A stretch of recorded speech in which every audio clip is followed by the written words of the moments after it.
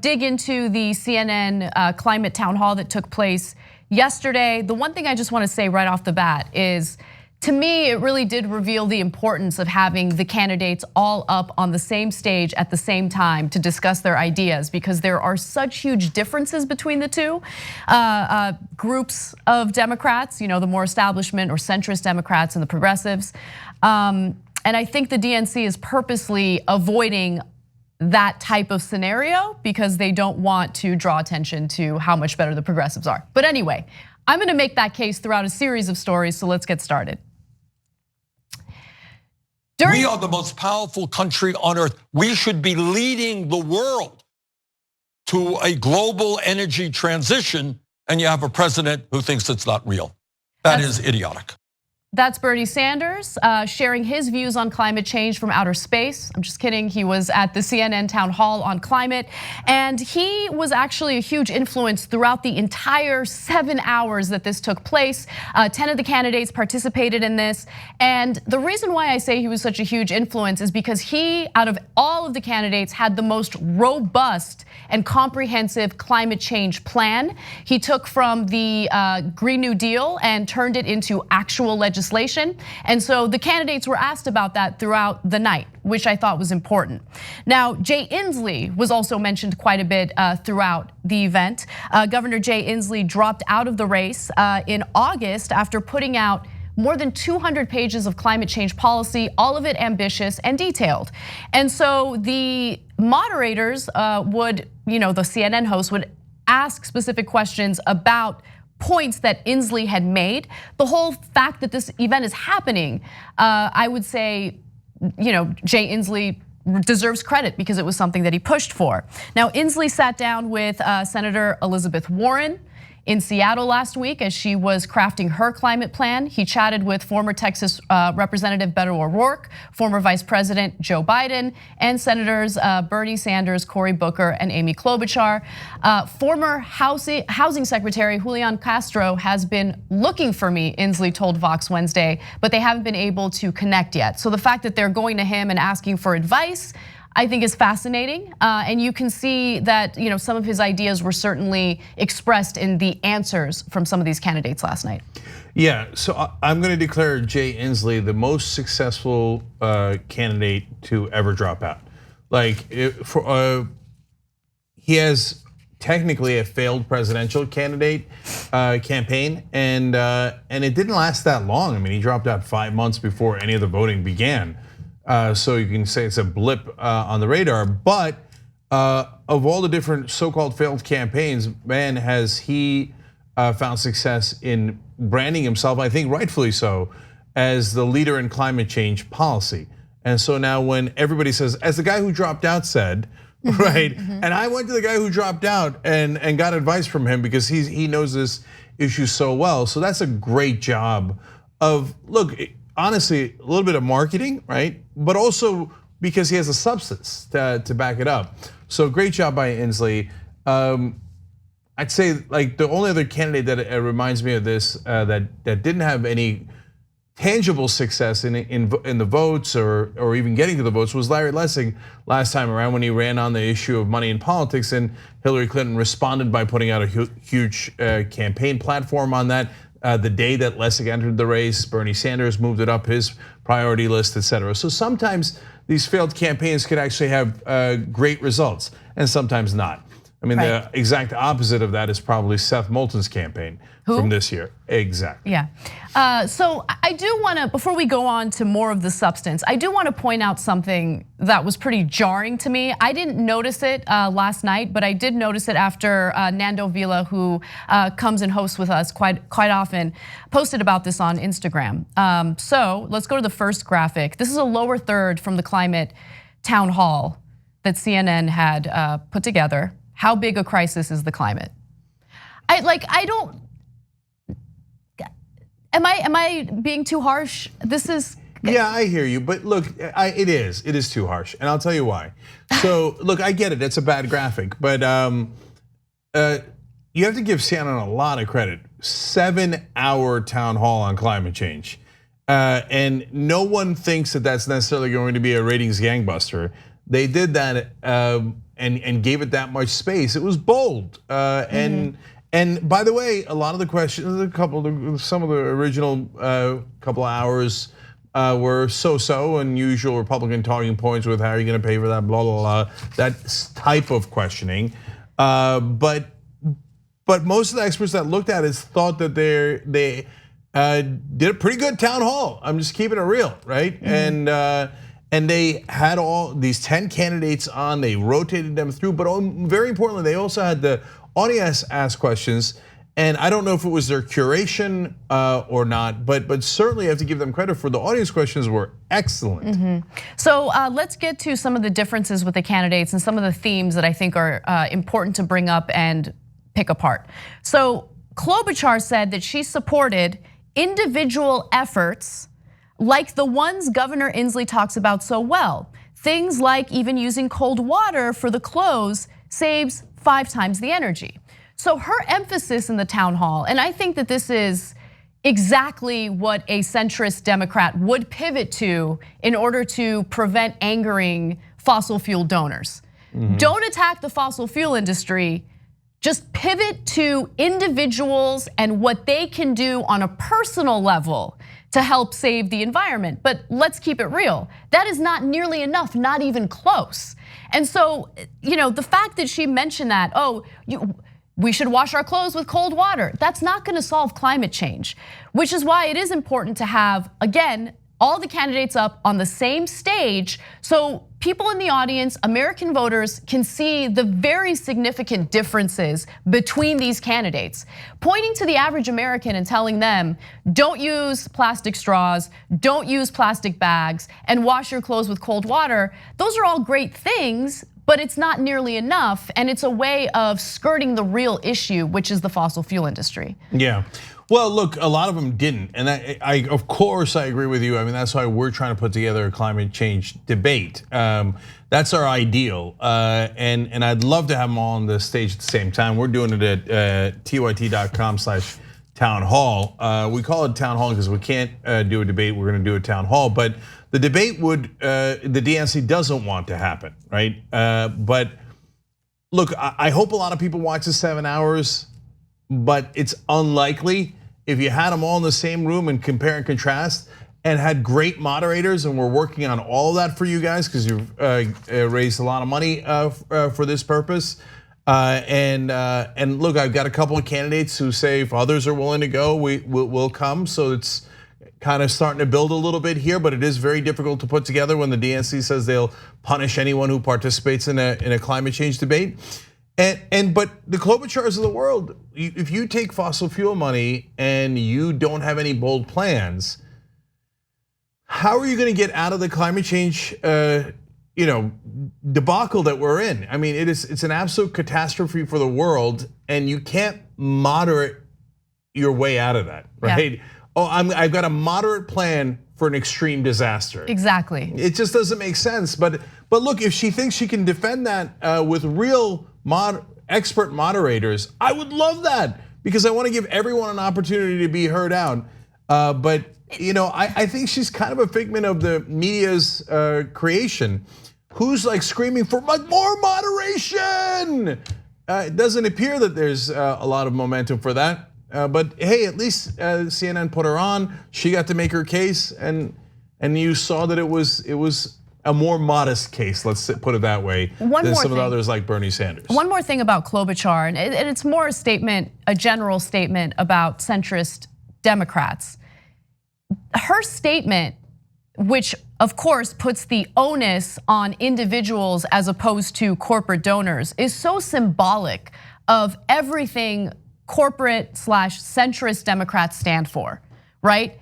This is not a corporation problem. This is not a big business problem. This is a you problem.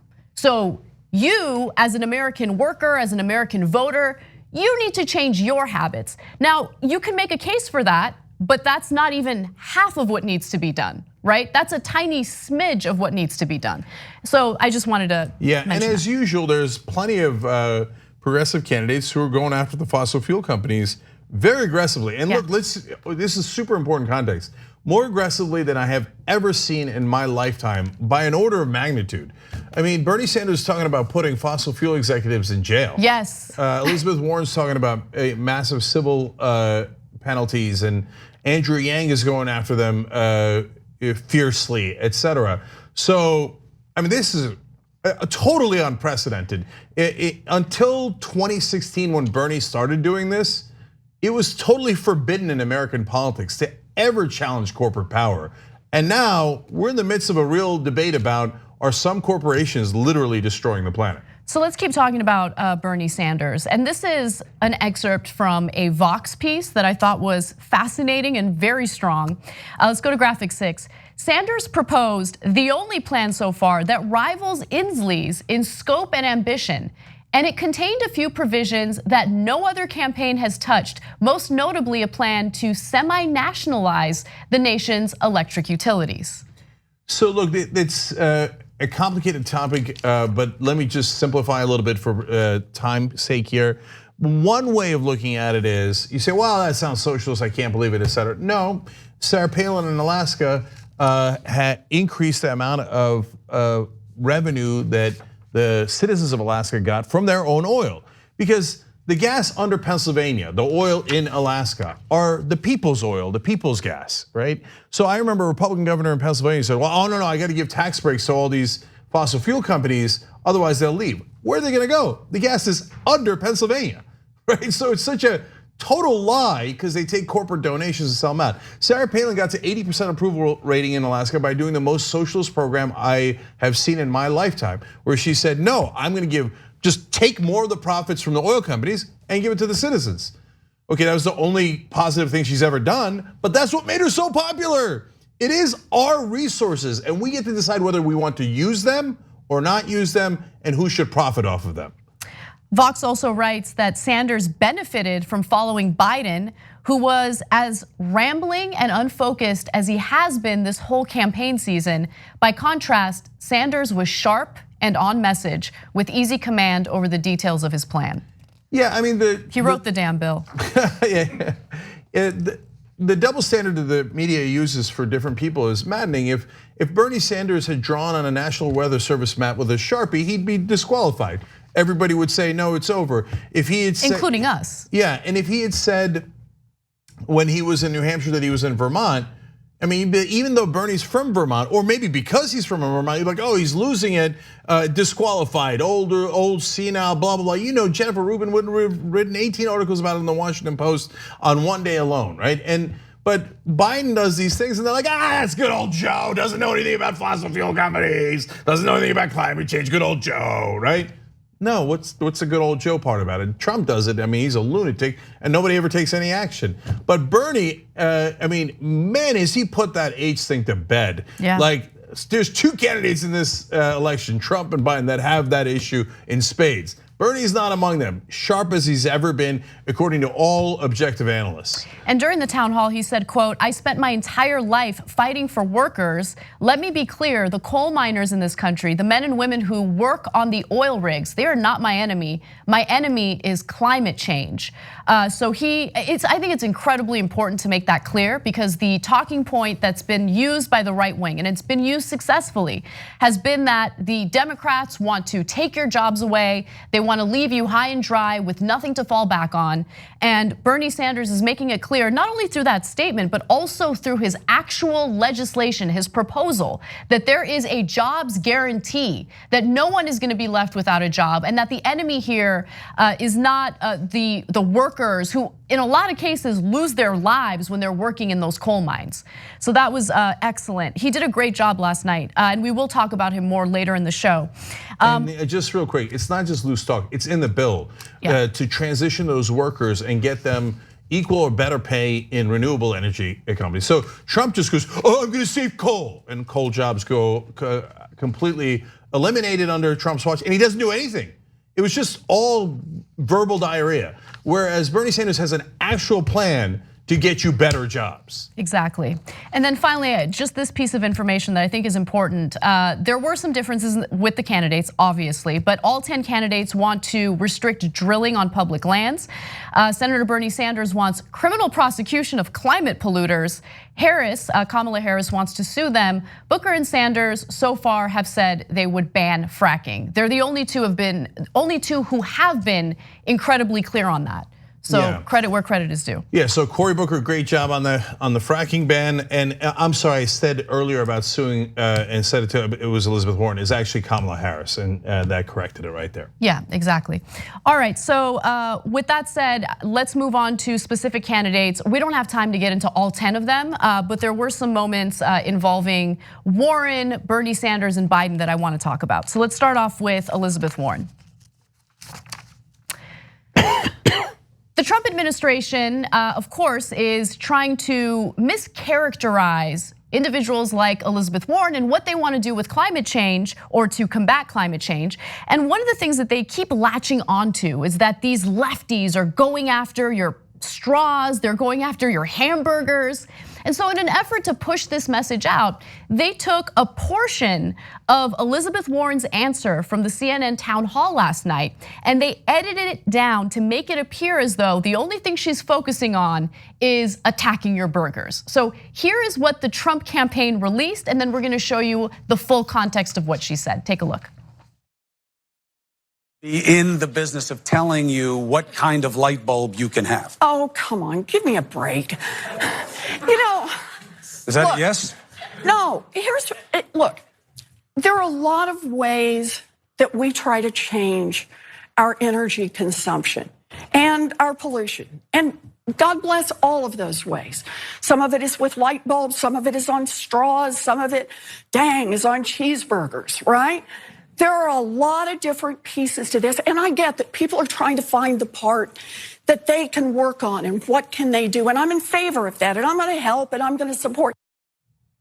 So that was what the Trump campaign released, but they did not include the rest of her answer, which I actually think was a strong answer. It goes back to a point I've been trying to make about how combating climate change is not just about individual actions. In fact, that's a small part of it.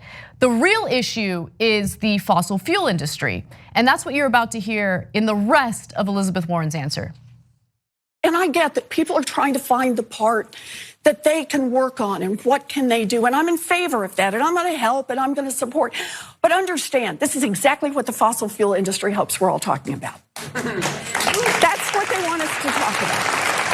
This is your problem. They want to be able to stir up a lot of controversy around your light bulbs, around your straws, and around your cheeseburgers. When 70% of the pollution, of the carbon that we're throwing into the air comes from 3 industries, and we can set our targets and say by 2028, 2030, and 2035, no more. Think about that right there. Now, the other 30% we still got to work on. Oh no, we don't stop at 70%. But the point is that's where we need to focus. And why don't we focus there? It's corruption. It's these giant corporations that keep hiring the PR firms that does that. Everybody has fun with it, right? Gets it all out there. So we don't look at who's still making the big bucks of polluting our earth. So she actually went further in discussing the fossil fuel industry and how it has corrupted lawmakers. I want to give you one other quote.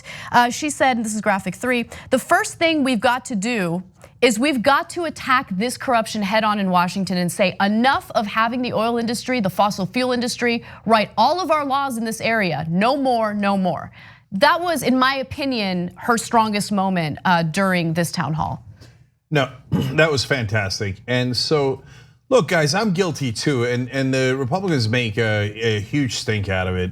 So we all try hard, and there's different things that we're not. Have you ever thrown a Coke can or a beer can in non-recycling? Yeah, sometimes there's situations where there's no recycling around. What are you gonna do? Carry it around 3 different states and until you find a recycling one? Yeah, sometimes that happens.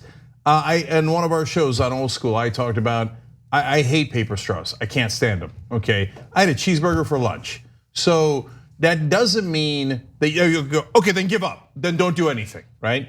No, try to recycle when you can, etc. But when you're doing everything that you can, even if you're imperfect, what are the areas that you could have the biggest impact on? And that's where you gotta keep it real. Government has the biggest impact because of the decisions it can make about those industries. So if 3 industries cause 70% of the problem, I love you, try to use paper straws instead of plastic straws, and I'll try too, okay? But we should spend a lot more of our time and energy focusing on the people that are causing the overwhelming amount of the problem, right? So and that's obviously the fossil fuel industry. It's the most obvious thing in the world. The reason Trump lies about it by deceptively editing that video is they get money from the fossil fuel industry. They are the bad guys. So the Trump team, and by the way, it's not just Trump, and a lot of the media try to paint it that way. The entire Republican Party, yes, they all take money from the fossil fuel companies. And by the way, half the Democratic Party, okay? They take money from those companies. And so to answer Anderson Cooper's question from 2016, when he incredulously asked Bernie Sanders, are you saying it affects their votes? Of course it affects their votes. Why do you think the oil companies give those guys, when you count all the lobbying, billions of dollars to politicians for their health? For our health? No, it's to buy them off, and they do. As Bernie Sanders pointed out, when you include not just subsidies, but tax breaks, the fossil fuel companies get $400 billion a year. Why are we paying the most profitable companies in the world?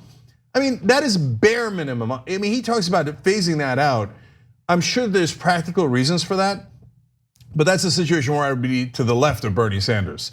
I would want to stop that on day one. You have to. I mean, it's really the only way you can get anything accomplished. If you allow this corrupt system to take place, then you're not gonna have any lawmakers on your side, even as they argue that they're part of your party and they wanna fight with you. Yeah, so now if you don't, I mean, look, if politicians take money from fossil fuel companies, you know who they're gonna serve. They're not gonna serve you, they're not gonna serve the planet. They're gonna serve the people writing them checks. And everyone except the folks on TV know this, but that's why I'm giving CNN credit and a lot of the Democratic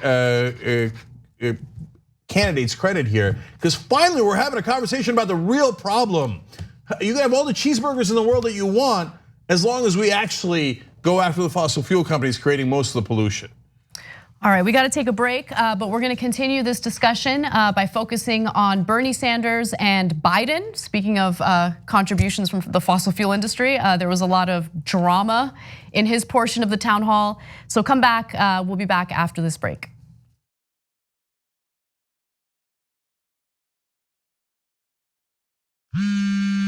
Hey, Jen, what's up? Aaron, did they change the icon for Vine? I can't find it. You are the media revolution. You are much needed. TYT, TYT. The place is like 95% TYT on.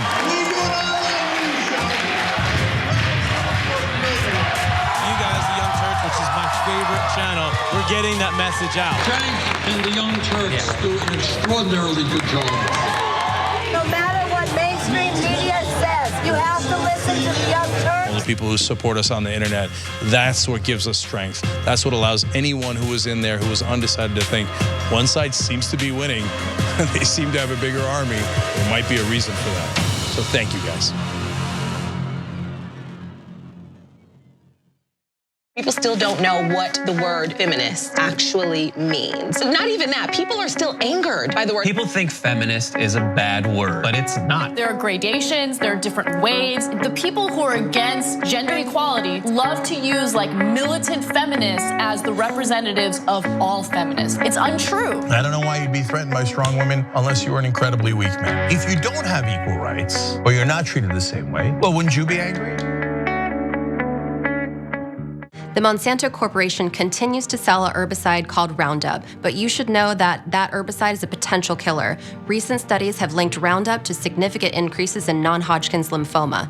That's a cancer that can be devastating to you and the people you love. While Roundup continues to cause cancer, Monsanto continues to make huge profits from the sale of Roundup. They will not take it off the market. If you or a loved one are exposed to Roundup at work or home and then developed non-Hodgkin's lymphoma, you may be entitled to financial compensation, and it's important for you to take action now and hold Monsanto accountable. What he did to women has no place in America. At least he wasn't targeting children. Just because she's 18, now she doesn't matter? Step out of your social media bubble, Tim. A new party game is taking America by storm. It's called Cards Against Womanity. One player reads the prompt. The pedophile who got off easiest is blank. The others fill in the blank. Roman Polanski. Woody Allen. R. Kelly. Then yell at your friends till the buzzer sounds. Polanski still makes movies every few years in Europe. Woody Allen still makes movies every single year in America. R. Kelly peed on a child, and he just released a Christmas album. The fun never ends. The worst perv of all the pervs is blank. The biggest hypocrite wearing a Time's Up pin is blank. James Franco. The perv who's been treated most unfairly is blank. Aziz? Believe women, Tim. Play as individuals. When Ben Affleck came forward, you guys drove him away, and that This was is why women don't speak out, because of people like you. You Answer your mind. There's no way you can ignore the intersectionality. We're trying to be allies here. The fun goes on and on. You have no idea about it. Cards Against Womanity. Who won? Nobody. Don't forget to check back for daily expansion packs. Dan Harmon? I liked him. But that's not all. Order today and we'll throw in Guess Who? Sexual Misconduct Edition. Does your perv prey on children? No. Did he grope someone and have a dynamite recipe for flatbread? I don't know who this guy is. Does he have a terrifying button in his office? Yes. Is it Donnie? Yes.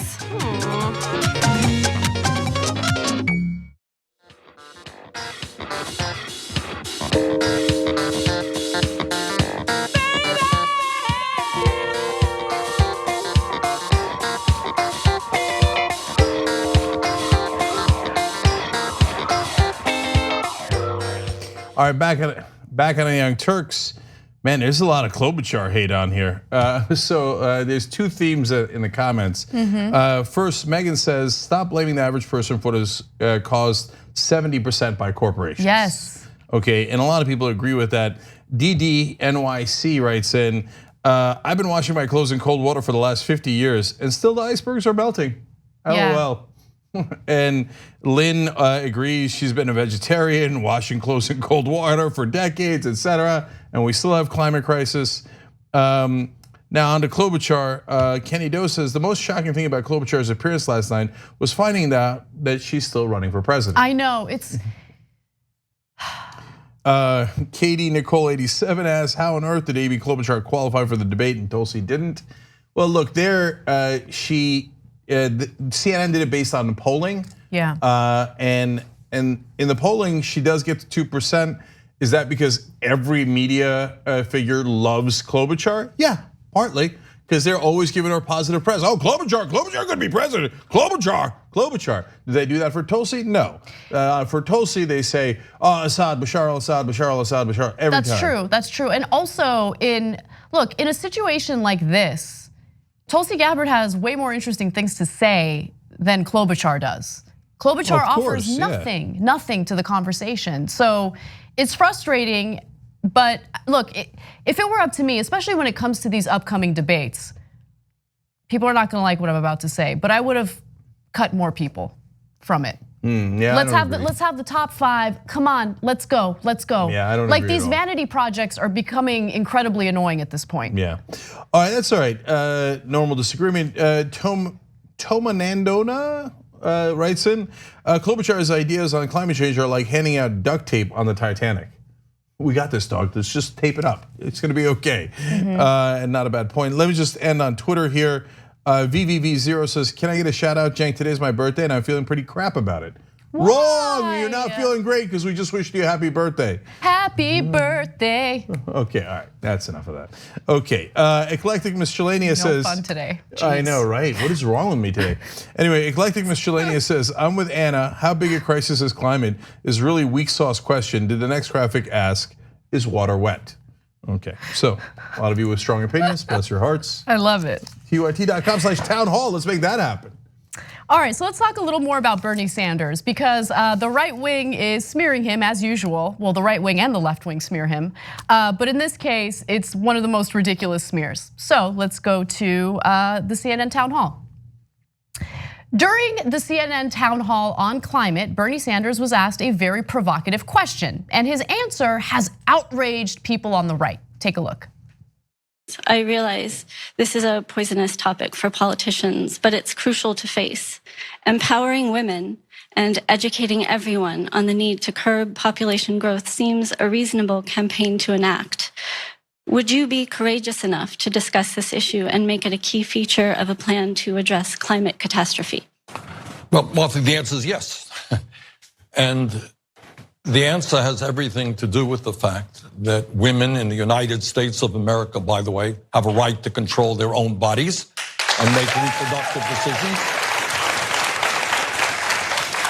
And the Mexico City Agreement, which denies American aid to those organizations around the world that allow women to have abortions or even get involved in birth control, to me is totally absurd. So I think, especially in poor countries around the world, where women do not necessarily want to have large numbers of babies, and where they can have the opportunity through birth control to control the number of kids they have, something I very, very strongly support. I personally thought that was a good answer. And the reason why I think it's a good answer is because, look, if you buy into the notion that overpopulation is the real problem here, and honestly, I don't think that's the heart of the climate crisis. What would you do about population control? You can't force people to avoid having kids. I mean, we saw the ramifications of that in China. Now there's this huge imbalance with the one-child policy when it comes to the sex of people. There are more men, way more men than women, and that's gonna be a disaster. You know how many more? There are 40 million more men in China than women. Epic disaster. So his answer about empowering women to make the right choices for themselves is absolutely correct, because there are people living in countries where they don't have reproductive rights, they don't have access to birth control, and so they end up having children that they don't necessarily want to have. So I actually really liked his answer. I liked that he pivoted to reproductive rights. But then there are people on the right, people like S.E. Cupp, who didn't even take the time to read his Green New Deal policy, which says nothing about population control, and had a meltdown on Twitter. So let me read you her tweets. Of course she did. Oh, what a moderate Republican. We have a moderate Republican, everybody. I know. God, cable news loves those. Okay. So she writes, how do you not say unequivocally no to the question of whether you support the idea of curbing population growth through abortion to reduce climate change? Well, that's not what she said. Yeah, I know. She's completely smearing him. Well, watch. This is apparently how. And then she followed that with, let's just state for the record, talking about needing population control through abortion. Who is she, Trump? For the sake of climate, is talking about eugenics.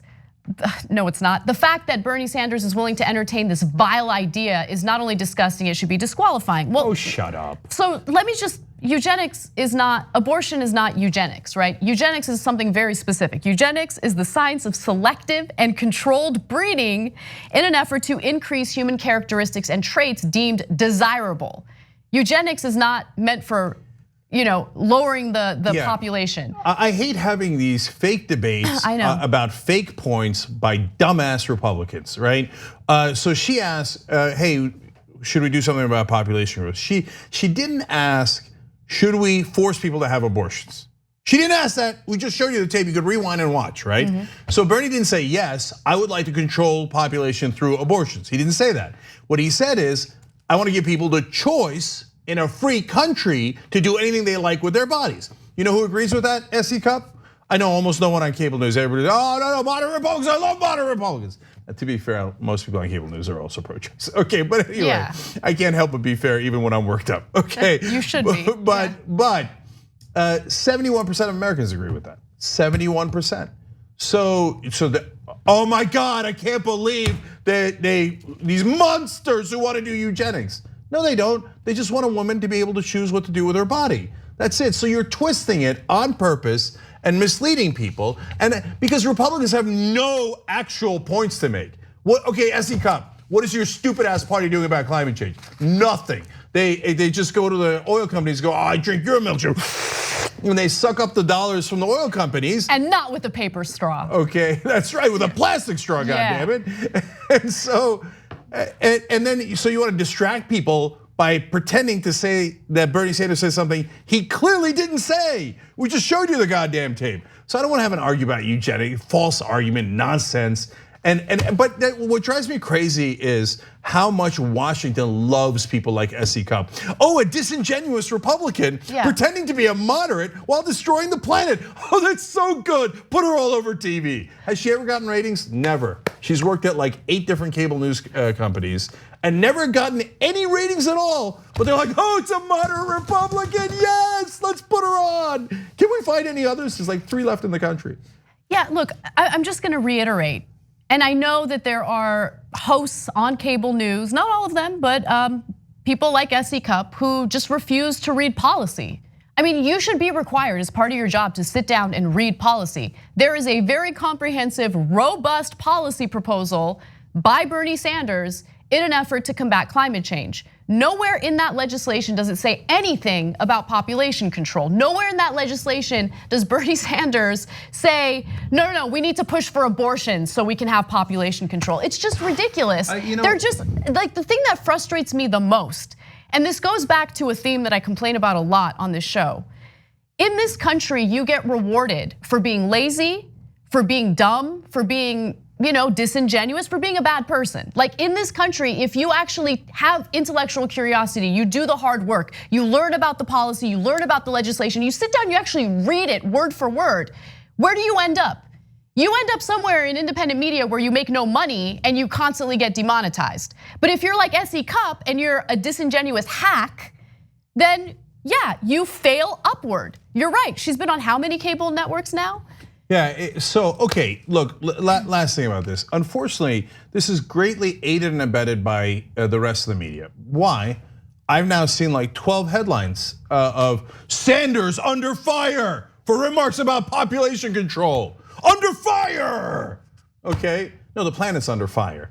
The Republicans made up a stupid talking point. One commentator said it, and the rest of you, like lemmings, helped the Republicans with their nonsense talking points. You think people read into the article? No, they see the headline and they go, oh, I guess Bernie wants to kill everybody. And so his idea for fixing climate change is making everybody do mandatory abortions. I don't know, I saw the headline in every major media organization.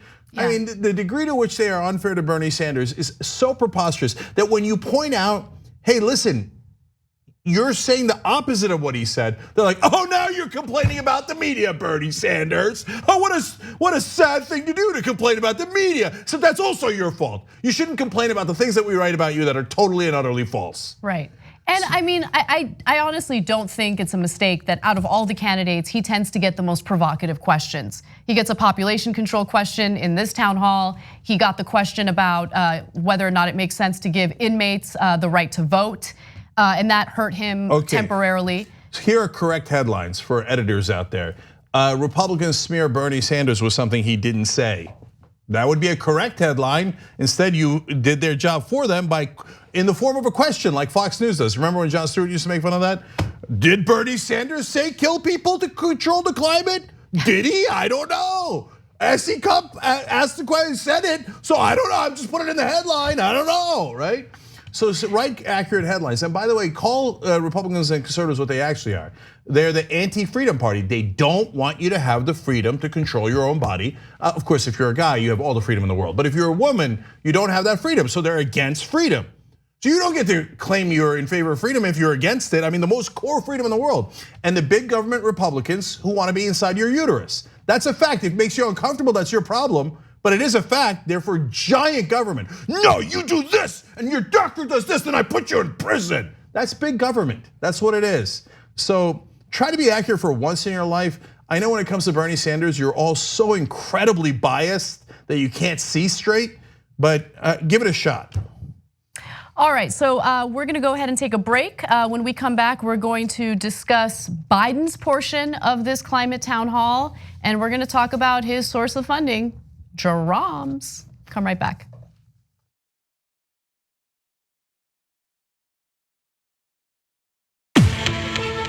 This is the wildest, craziest motherfucking race I've ever seen. What are we gonna do? Not make brackets? Let us whisper victory. Wait a minute! All of a sudden, here comes Bernie! Good night and good luck, everybody.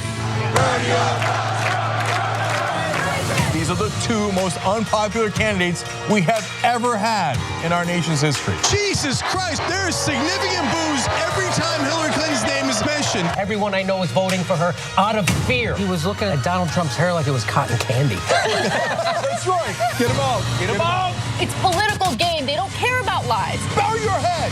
This is what we mean by the establishment press. Do you trust the establishment media? Yeah, no. Time on this show. What else are you gonna watch? They did 100 squats a day for 30 days straight. I was like, how hard can that be? That doesn't sound very hard. So I'm gonna try to do this for 30 days and see if there's any difference in my physique. 3 weeks later. Steve, how is your exercise regimen coming along with your squats? No, I did 100, 100, 100, 0, 0, 0, 0, 0, 0, 0, 0, 0. You're pacing yourself. Yeah. Right.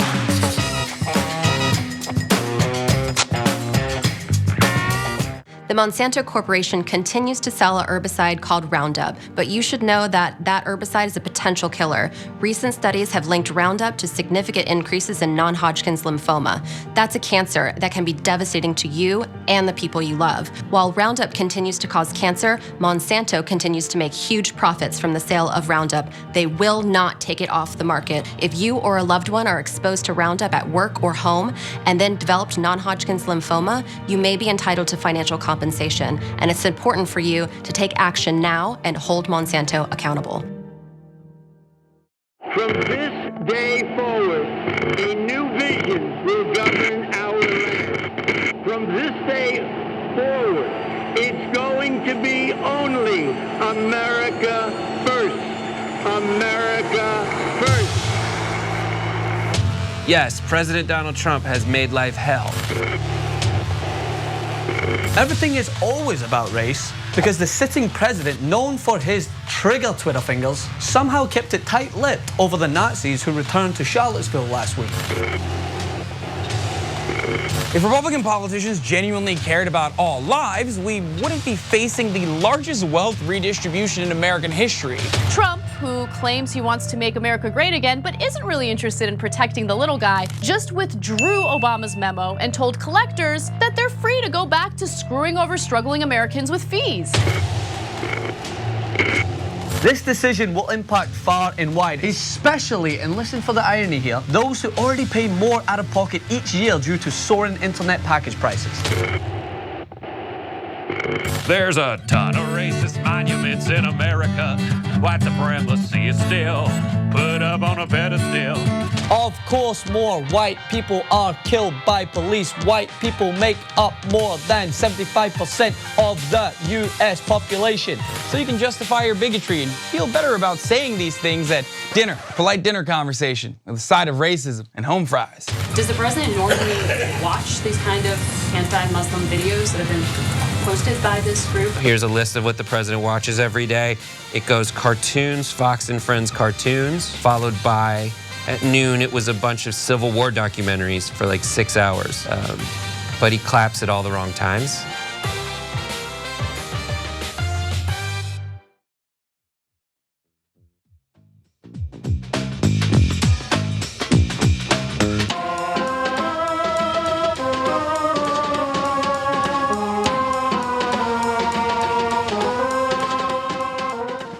All right, we are back. Cenk Uygur, Anna Kasparian with you. There's a lot of positive Anna comments. I'm trying to find one that isn't, so I don't know. Let's find. Okay, Mike says this might be the best Anna's hair has ever looked, and that's a high bar. Man, thank you, I appreciate that. Interesting. Norse Valkyrie says, I think Anna should sing every day. That wasn't half bad. I can't believe how well that, so I'm a little under the weather, and I think that's why it sounded decent. I'm a terrible singer. Interesting. Yeah. Yeah, I'm not gonna disagree. Okay, and hashtag, by the way, it was sounds as good as she looks. Thank you. Okay, and by the way, I'm kidding. I didn't even pay attention to your singing. So I have no opinion or anything on it. I say. Okay, what?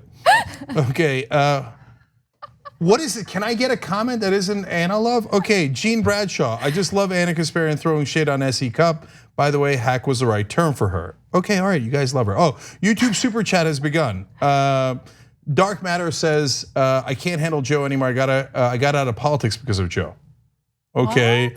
MSN says, for Anna's anger, a smile. For Cenk's sarcasm and predictions. Oh, I see. That's why you're using YouTube super chat. Thank you guys, appreciate it. Speaking of which, tonight, last half hour, we're taking YouTube super chat questions only. You could ask us anything you want on YouTube super chat. We'll answer most of them.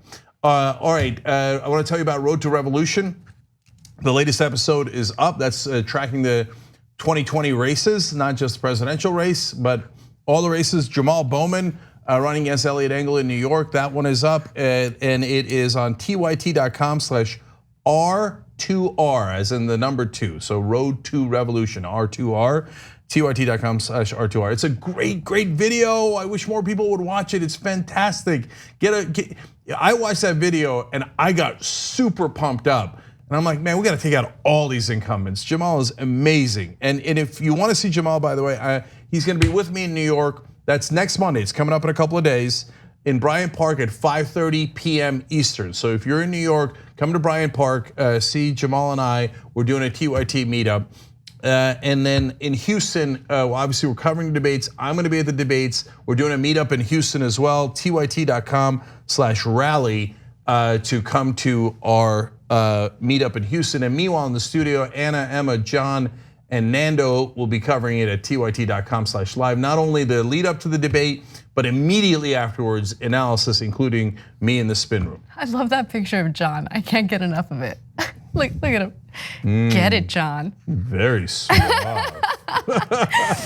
All right, and then I also want to let you guys know about Happy Half Hour. Every Thursday, Brett does his show Happy Half Hour, and I think it's such an important show to watch if you want to remain sane, because it's fun, it's news that's not related to politics. Sometimes there's some political stuff in there, but today he'll have musicians on, musicians James Maslow and Eugene Ugorsky. It almost sounds like Ugorsky. I do. Yeah, I'm into it. And I like that shirt. That Hawaiian shirt is boss. And he's got a John Idarola-like look there.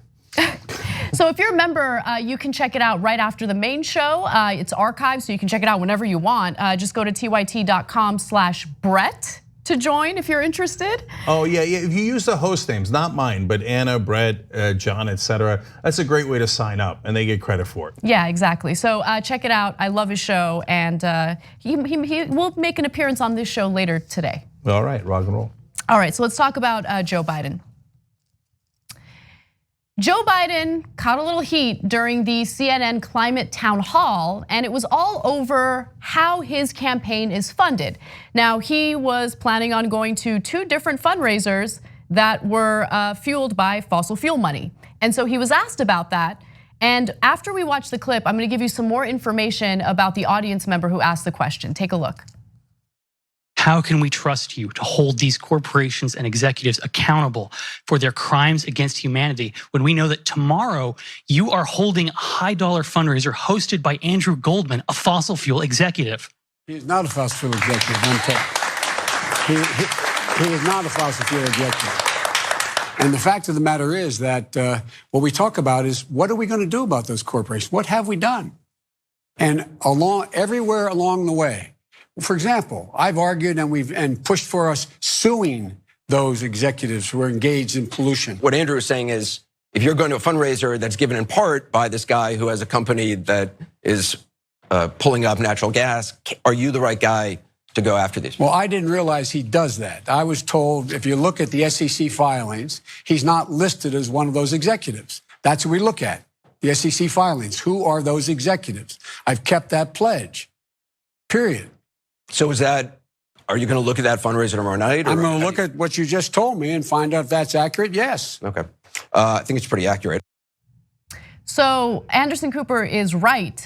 It is accurate, and the fundraiser is going to be held by an individual who is very much tied to the fossil fuel industry. His name is Andrew Goldman. Now we're going to get to that in just a second, but first I want to give some credit to the individual who asked the question. His name is Isaac Larkin, and he's a 27-year-old molecular biology PhD student from Northwestern University, and he gave a quote that I think is incredible and important to share with you. He says, quote, "About an hour before that town hall actually started, I got a message from Zena, a Sunrise Press team member, with a link to that Intercept article. It was an Intercept article written by Ryan Grimm. And she basically asked, hey, if you're willing, do you think there might be a way to incorporate this in your question? In basically 10 minutes, I rewrote the last sentence of the question." And so the article that's being referenced there is an Intercept piece that mentioned the fossil fuel money that Biden is tied to. So this is, it's a little bit of a stretch and it isn't. So I'm being honest about it. But first of all, Ryan Grimm's a TYT contributor. You guys paid for that years ago, right? When we did the fundraising for the reporters. One of the contributors we hired was David Sirota, who's now on Bernie Sanders' team. And another one was Sean King, another one was Dylan Ratigan. Dylan wound up running for Congress, Sean wound up doing his own thing. The one guy that remains is Ryan Grimm. And Ryan Grimm wrote that story. He's the one that broke the story about Kavanaugh, etc. So look, he might have done it anyway because he works at the Intercept, he's their Washington bureau chief, he's one of the best reporters in the country. But I think you get to take a little pride that you got Ryan hired here, and he does amazing videos for us. You should check it out on facebook.com/rebelhq. And he's always talking to and getting great interviews with some of the top legislators in the country. And in this case, if he hadn't written that article and they hadn't read it, and Sunrise hadn't gotten it to that young man who asked that question, well, it wouldn't have been this giant controversy that Joe Biden has to deal with now, and he should have to deal with it, because that is the problem. So look, I want to be clear. What Biden's leaning on is a technicality, and Anderson Cooper came back at the end and said, yes, technically Andrew Goldman is not an executive at a fossil fuel company now, but he's the co-founder of the company, of Western LNG. It's a liquefied natural gas production company. He's also a co-founder of D. Cordova Goldman Capital Management, and they have invested in natural resources and energy as well. In other words, fossil fuels. So Biden going, well, hey, technically he's not an executive right now according to the SEC filings. He founded the company. That's a fossil fuel company. Yeah. Of course that counts. By the way, I apologize, I made a mistake and I want to clarify. The Intercept article was written by a different writer, Akilah Lacey is her name. Ryan Grimm tweeted it. Yes. And that was sent to But I want to be clear about that too, and thank you for giving credit to Akilah. Ryan is the Washington bureau chief, so they all report into Ryan. So he's the one that assigns the stories, etc. And so he's the manager of that entire team. Yeah. So they both get tremendous credit. Wonderful job by the Intercept there. So it is incredible because, look, Biden has had a long-term relationship with Andrew Goldman. He knows who Andrew Goldman is. He knows what his bio is. He knows the way that this guy makes his money.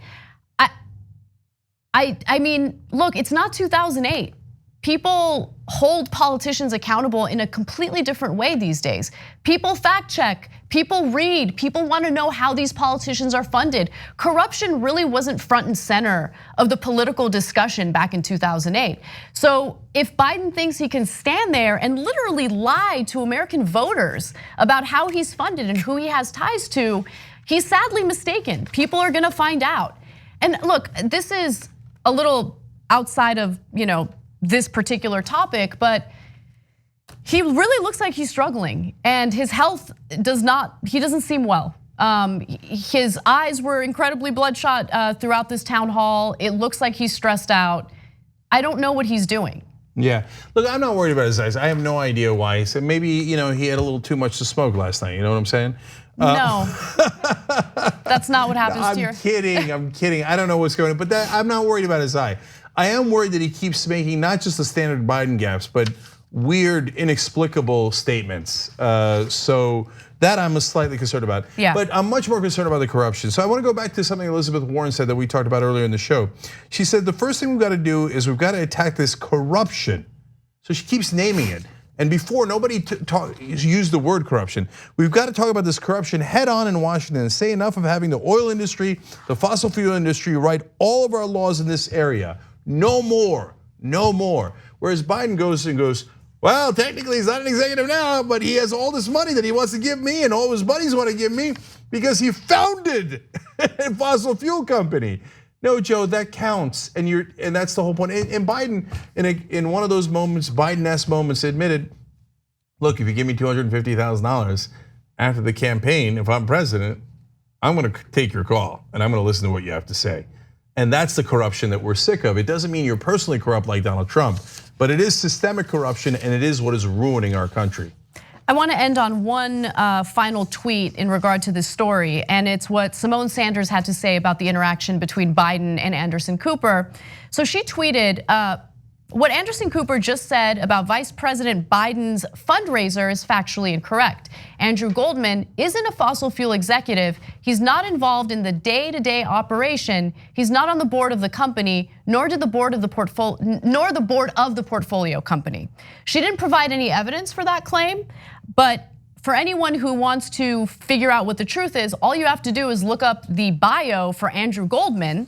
And if you go to the next graphic, that's what the bio looks like. And I'm gonna read you just a short portion of it where it talks about his day-to-day investing activities. It says he was a founding partner in De Cordova Goldman Holdings, an opportunistic investor with investments in natural resources and energy, media, and telecommunications and financial services. So that's a different company that he founded, and that is also investing into fossil fuel companies. So he's got a fossil fuel company he started, and one that he uses to fund the other ones. So look, the bottom line is Biden got caught, the internet catches you, and look, you guys are a part of that. So how did that question would have never been aired, and we never would have talked about corruption if it wasn't for the fact that an audience member that read an Intercept article that was sent to them by Sunrise got that question on national television. And because for older voters, if you're younger and you grew up on the internet, you can search all these things and you see the Intercept article, you see the Young Turks, etc., right? But if you're an older voter, they don't know. Like, don't get mad at them. They literally have no idea. That's the first time they're like, oh, really? Biden's going to a fundraiser from the fossil fuel industry, the guy who founded the company? Well, that sounds really bad. Yeah, it is really bad. Yeah. Just TV kept it as a state secret before this. Yeah. And look, I lied. There is one other point that I want to make because it's important. Look, Biden, you can already see the influence in what he is offering / isn't offering in combating climate change. I mean, he's gone to fundraisers and told these corporate CEOs, don't worry, nothing's gonna change under my watch. And we've reported on that. But I also wanna give you this piece of information. This is graphic 8. Biden's climate policy advisor, her name is Heather Zeichel, made more than $1 million from a natural gas firm after leaving the Obama administration. No, but that doesn't influence her at all. No, all of these people that are around Biden and all the other corporate Democrats, the millions of dollars that they have made and millions of dollars they've gotten in campaign contributions and independent expenditures, they're superhuman. So they're not at all affected by it. See, no one actually believes that. And if you wonder, well, then why does Biden have a lead? Why does anybody even think about voting for Biden? Why don't they just vote for a non-corrupted candidate? Because they don't know, because TV never tells them. So go spread videos like this, go spread Intercept articles so that your parents, grandparents, and your neighbors, family can all find out the reality. These corporate Democrats take money from these corporations and do their bidding. If Joe Biden wins, ain't nothing gonna change. We're gonna take a short break. When we come back, this is my favorite story of the day. Donald Trump, Mike Pence, frenemies of the year. Oh, this is an amazing story. You're gonna love this.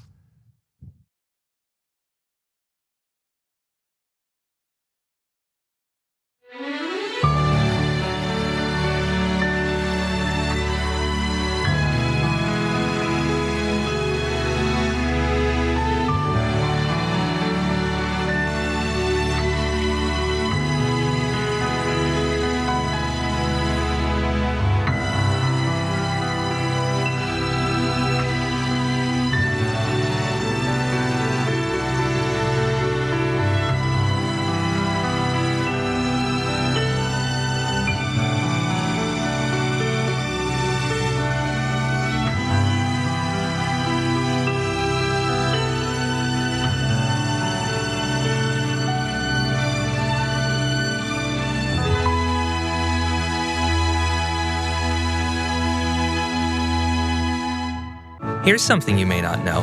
When you deposit your money in a big bank, it doesn't just sit, safe and secure, in a vault. Instead, your money could end up building oil pipelines, mining for coal, or drilling in the Arctic. So if you're concerned about the planet, give your money something good to do. Make the move to green with Aspiration's fossil fuel-free account and join the thousands each week who are switching to save their dollars and save the planet at the same time.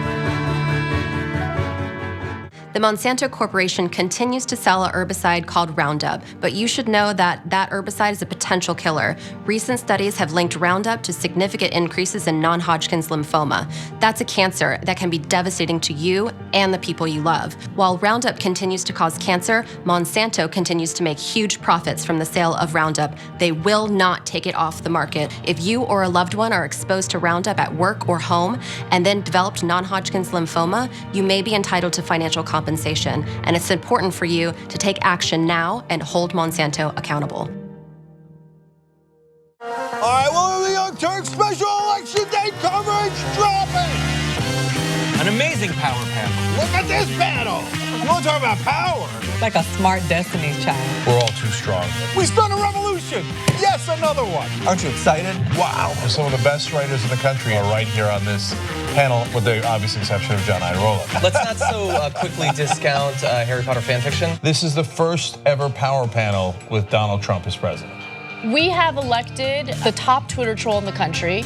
You know, I can't get over the fact that Donald Trump already has lower numbers than George Bush did after Katrina. We have to stop pretending that race is not an issue in this country. Now keep in mind, racism had gone away until Barack Obama brought it back. That's right. They want to protect life so much that they want to ensure that insurance companies don't cover your maternity care. Their legislation is always accompanied by some kind of moral judgment, right? This idea that poverty is a choice. What ran me away from Christianity was judgment and condemnation. Assaulting peaceful protesters in North Dakota, crazier than bombing Yemen, crazier than bombing Syria so much they ran out of bombs. You mean crazier than funding ISIS and trying to knock off Assad at the same time? Amazing footage came out today of a 5-year-old child being miraculously pulled from rubble in Aleppo. A miracle and a reminder of the horror of that conflict is still present every single day. Yeah.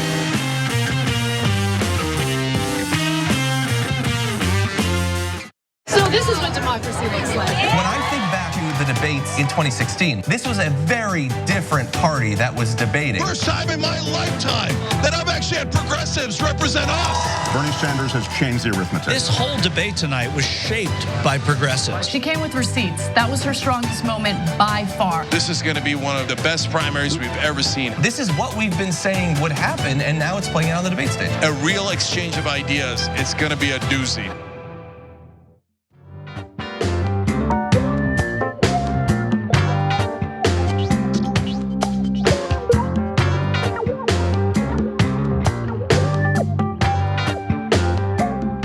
All right, back on the Young Turks. Tommy Too Strong writes in, what's telling us that even if we believe that Biden folks didn't know about the fossil fuel connection, the fact is that they didn't even think to check out the guy hosting his own fundraiser. Fish don't realize they're swimming in water either. Now, look, his advisors know that the guy founded a natural gas company. They know, right? Yeah, but we need the money, Lebowski. They don't have any small dollar donations. All they have is giant checks, right? So that's why they did. Look, they didn't go to a black church event in South Carolina where you really need those voters, right? Even if you didn't care about the black community, you need it for politics. But both Biden and Kamala Harris didn't go because they had fundraisers. We told you about this yesterday in Rehoboth Beach and Martha's Vineyard, okay?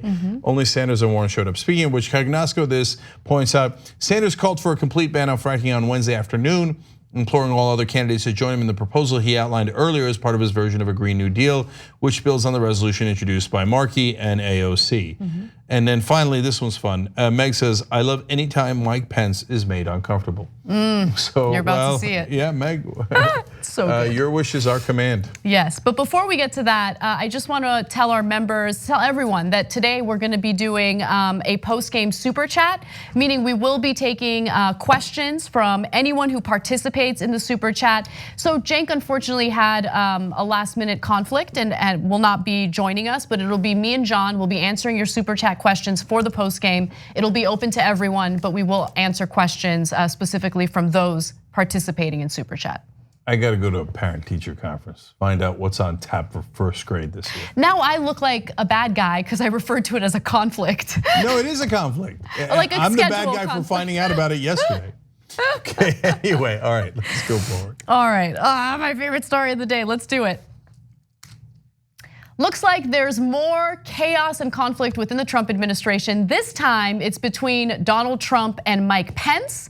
And the rumors about this actually started a few weeks ago with a Nikki Haley tweet that came out of nowhere.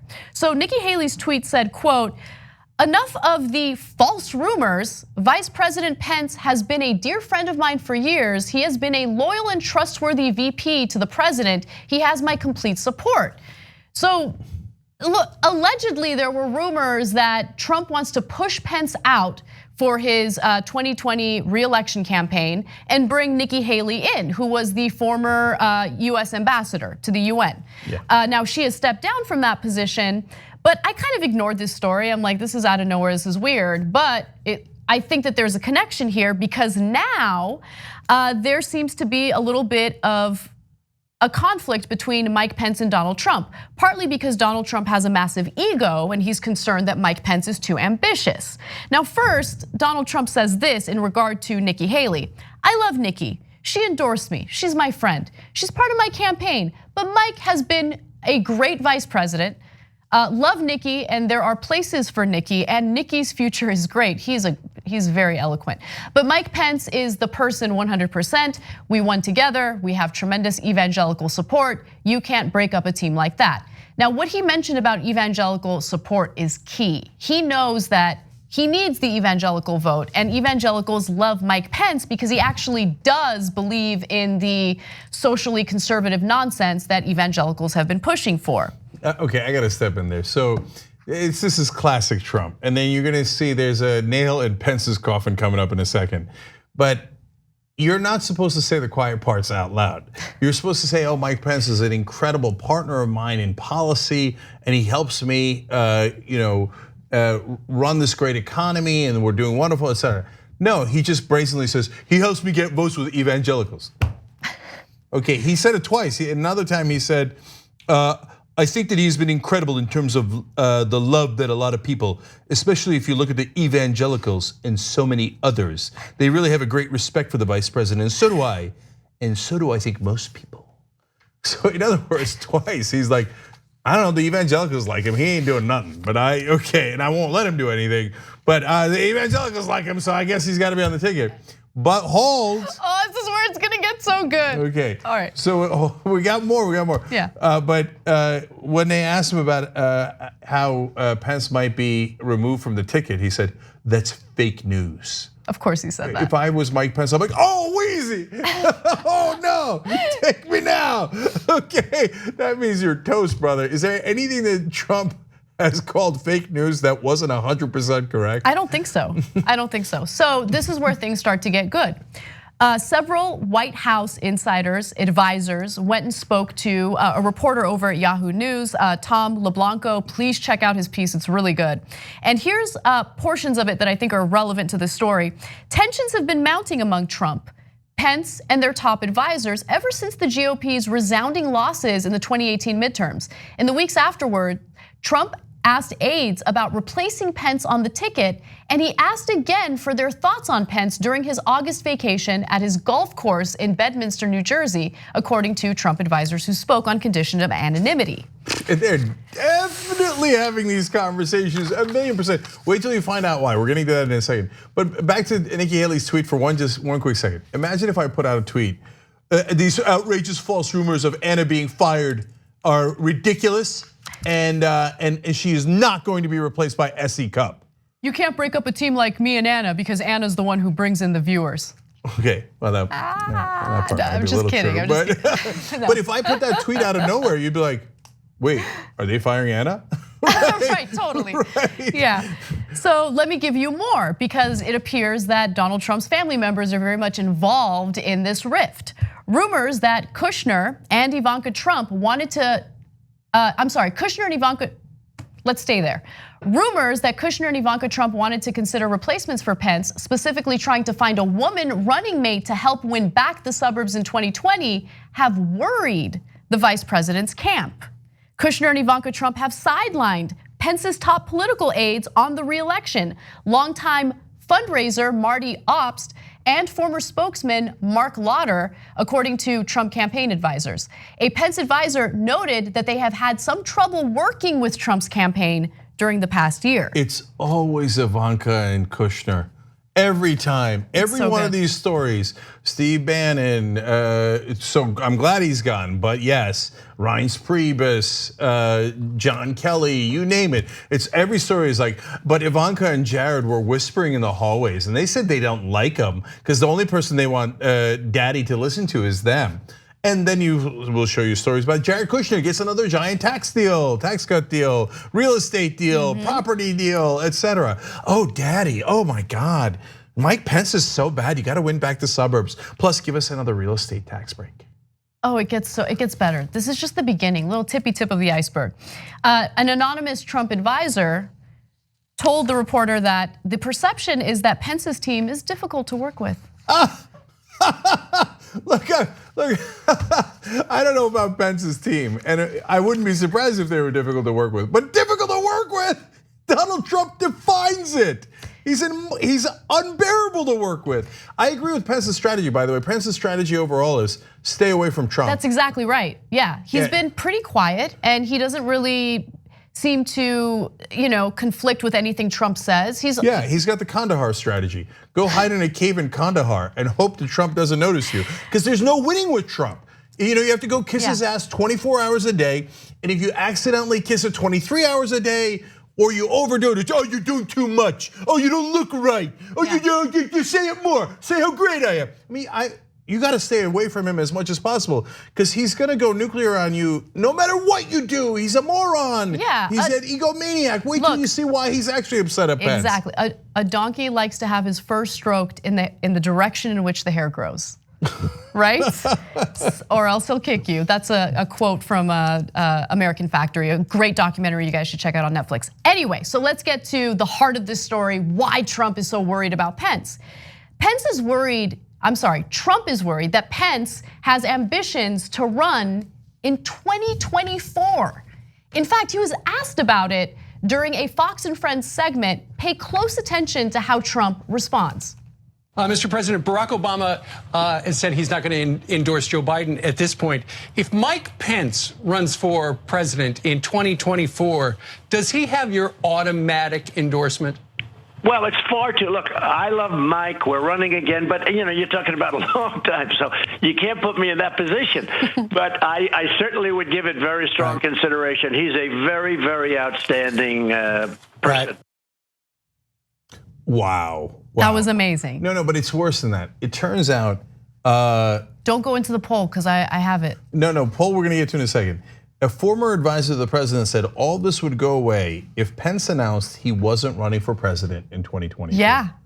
Now, guys, think about that. Trump, he's not talking about 2020. He's not talking about re-election. He's not worried that Pence is gonna run against him. No, he just says, how dare you ever want to be president? So if the president has 2 terms, it's very normal for the vice president to run after that. And Trump is mad at Pence for considering running after him. Why? Because the ego cannot be contained. No, I am the only one who could ever be president. Oh my God, I just figured it out live on air. This clown is thinking of staying in office after 2024. Either that or he's thinking of getting Ivanka to run. Oh, totally. Oh my God, what a buffoon, what a monster. Jesus Christ, man. And all of you that are close to Donald Trump, whether it's Mike Pence or people in his cabinet, have you not seen him politically assassinate everyone around him? He's poison. It's so good. So and they're still like, no. I'm the one guy he's not gonna turn on. No, he's gonna turn on you. He turns on everybody. So Pence is sitting around in a cave in Kandahar like, when's he gonna turn? When's he gonna turn? All right, I'll go to your properties. I promise I'll go to your properties. Now finally the poll. The poll is amazing. Yes, so let's talk about the poll. All right, so in the spring, Pence's advisors went to Pascal, who is part of Donald Trump's campaign, right? And they wanted to ask if he could include a question testing Pence's favorability on a poll he was doing of battleground states. This is where it gets good, guys. Pascal said it was too late to add the question to the poll, but what he didn't tell Pence's aides is that the question was already on the poll, done in 14 states. When the results came back, Pence's favorability was higher than Trump's, something Pascal and the campaign's pollsters withheld from Trump and Pence. Drams. Okay, this is soap opera stuff, but it gets even more dramsy. This is so many twists. It's amazing. Amazing. But Pence's chief political aide, who also works as a senior advisor on the Trump campaign, used a mole inside the president's campaign to get a copy of one of the polls. Which he shouldn't have done. And I'll tell you why, not because of the drama. Look, the Machiavellian, oh, it's not in the poll, it is in the poll. That happens in a lot of campaigns. That's not just Trump, okay? But the reason that they didn't share it with, Pascal works for Trump, he's his campaign manager. I get not sharing it with Pence, but he didn't share it with Trump, because if he shared it with Trump, Pence is a goner. Yes. Fired within seconds. Max 2 weeks, but it might be 2 seconds. I mean, yes, if Trump is that salty about Pence possibly running in 2024, can you imagine him seeing a poll where Pence is revealed to be more popular than Trump is, which by the way, sad state of affairs in America. Like they're both terrible. Yeah, but no, he can't abide by it. He can't abide by anyone in the Republican Party being more popular than him. Oh, I hope he sees this video. Send this video to the White House. Pence, nah. But look, seriously, with Trump, there's no winning. If he was less popular than Trump, he'd be like, this guy's a loser. He's weighing me down. I need to win the suburbs. I got to get Nikki Haley in here, right? If he's higher than him, how dare he? Who does he think he is? We got to get rid of this guy. Bring Nikki Haley in here. And what would he do with Nikki Haley? And then he'd get jealous about her. Exactly. So if Nikki Haley, to use one of your quotes, had 2 brain cells to rub together, this is a cautionary tale for her. This is a cautionary tale for anyone who's drunk on the notion of power, right? Of obtaining power. You should be aware that there is no winning. Eventually, there will come a day where you can't do anything right to please this, authoritarian monster. Yeah, he's Joffrey Baratheon, man. He's in every way, he's Joffrey, right? There's no winning. So Pence, good luck to you, brother. I mean, you're despicable. So I love that you're in this predicament. But all of you around Donald Trump, the main lesson to learn is, one day you're gonna find yourself on the underside of a bus. And so you keep defending him now for what? For temporary power? You're gonna lose that power, you're gonna lose everything when he betrays you, as he does everyone, including his own vice president. These are the days of our lives. And by the way, so super last thing, speaking of the evangelicals. That was a great out, Cenk. I know, okay, forget it, let's go ahead. She's right. I am right. All right, we're gonna take a quick break. But when we come back, I'm gonna talk about how Trump and Pence are just severely wasting your tax dollars.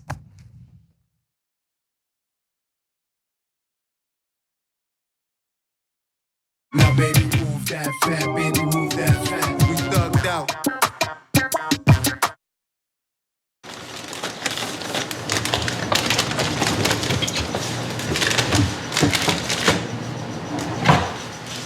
What's J&A? Jacori and Arthur. You guys share a mug?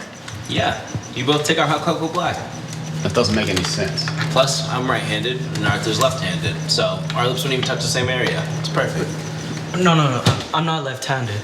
What do you mean? I've seen you type with your left hand. Yeah, and also with my right hand. That's how typing works.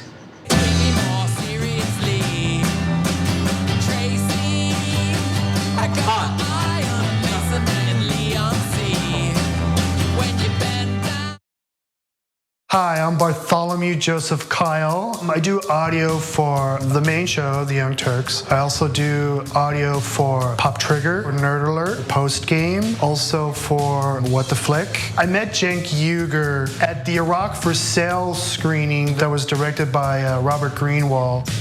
And watching that, I want to figure out a way to be part of something that's genuine and authentic.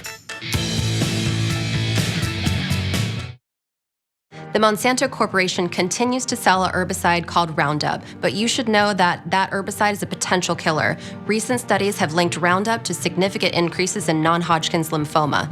That's a cancer that can be devastating to you and the people you love. While Roundup continues to cause cancer, Monsanto continues to make huge profits from the sale of Roundup. They will not take it off the market. If you or a loved one are exposed to Roundup at work or home and then developed non-Hodgkin's lymphoma, you may be entitled to financial compensation, and it's important for you to take action now and hold Monsanto accountable.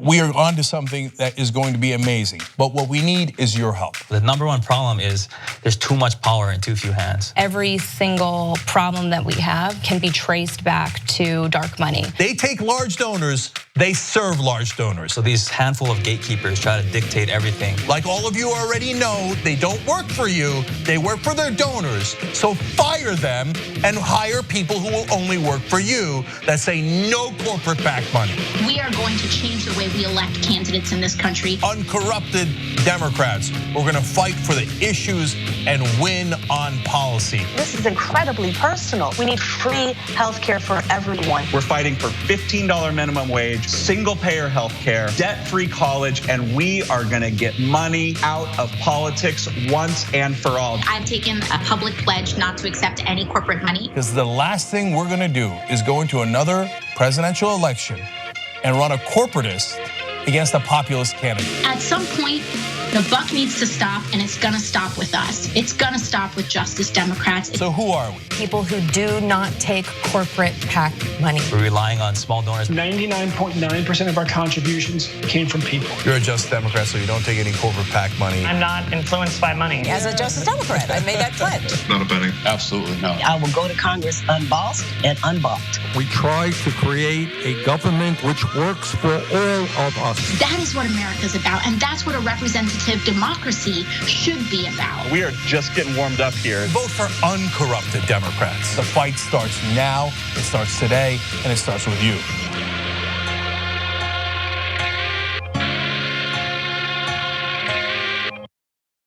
Aaron, someone sent me a message on Snapchat, but now I can't find it.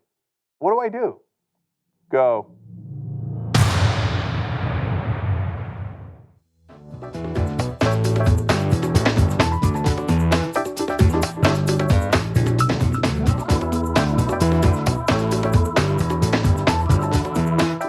All right, back on the Young Turks. Let's go to you guys. We do the show together. Members, comments first. By the way, tyt.com/join to become a member. Renee says, since Trump is the self-declared king of Israel, he doesn't need Pence anymore for the evangelical votes.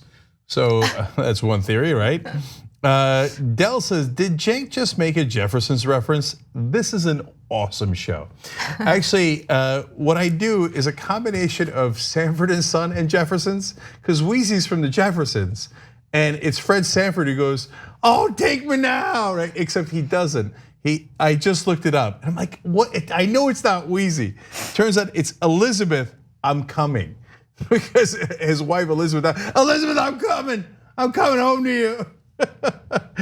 But Wheezy sounds better from the Jeffersons. Anyway, on Twitter, RL Hines says, my favorite part of the TYT today was Turkish proverbs that Anna Kasparian made up. Like what? No, it's not a Turkish proverb, it's what I say. Yeah, it's the two brain cells to rub together. KT Nicole 87 says, the White House is literally high school. And Nicholas Ward says, if Obama tweeted, Biden is great, he brings in rich white donors. Could you imagine that would be the equivalent? And then finally, Viscous Crete with a different prediction about why Trump doesn't want Pence to run in 2024. It's a pretty good one. Calling it now, Trump is mad about Pence in 2024 because he's planning on running again when he loses in 2020. Oh. Pretty good, Viscous, pretty good. Okay, so that's another possibility. Yeah. All right, what's next, Anna? All right. Senate Democrats are looking into Mike Pence's stay in a part of Ireland that was very far away from where he was supposed to be for the anniversary commemorating World War II. Now, both he and Trump traveled to Ireland, but Pence stayed in a different place, okay? He stayed over 100 miles away from Dublin, which is where the event was taking place. So Senator Gary Peters, the ranking member of the Senate's Homeland Security and Governmental Affairs Committee, sent a letter to the Vice President asking for specific information about why this happened. Like, why did you stay there? Were you unable to find accommodations closer to Dublin? And you had your wife, your sister, and your mother with you. Did you happen to pay for them out of pocket, or did the US taxpayers pay for that? Now, here's another important part of the story. The property he stayed at was a Trump property. Of course. Yeah, in Doonbeg, Ireland. So there is, of course, worry that Donald Trump is finding ways to enrich himself, which he has been doing since the very beginning of his presidency. There's no question about it. So this story broke earlier in the week, but I think that now, given the fact that Donald Trump and Mike Pence have some drama going on, they have some conflict within the White House, it makes the story a little more juicy. So Peters told Pence in a letter, and this is graphic EB2, Peters told Pence in a letter that he was troubled by the apparent conflict of interest in your decision to stay at a property owned by President Trump, which creates the risk that taxpayer funds are being used to directly profit the president. Asked on Tuesday if the president asked Pence to stay at his property, the vice president's chief of staff, Mark Short, told reporters he did not think it was a request like a command, but rather a suggestion. Mark Short also said, it's like when we went through the trip, it's like, well, he's going to Doonbeg because that's where the Pence family is from. It's like, well, you should stay at my place. Now, Trump, of course, as always, is denying everything. Of course. And I want to go to that video. Let's take a look. Your involvement in the vice president's plans to stay at a Trump property in Ireland? Well, I had no involvement other than it's a great place. It's Doonbeg, I own it. It's in Ireland. It's beautiful, it's wonderful. And he had his family lives there, which is really amazing. Mike, his family has lived there for many decades. In fact, one of the first things he said to me is that he knew I had this terrific place in Doonbeg in Ireland. And he said to me, you know, my family lives in Doonbeg, meaning in that area, that certain area it's a beautiful area in Ireland.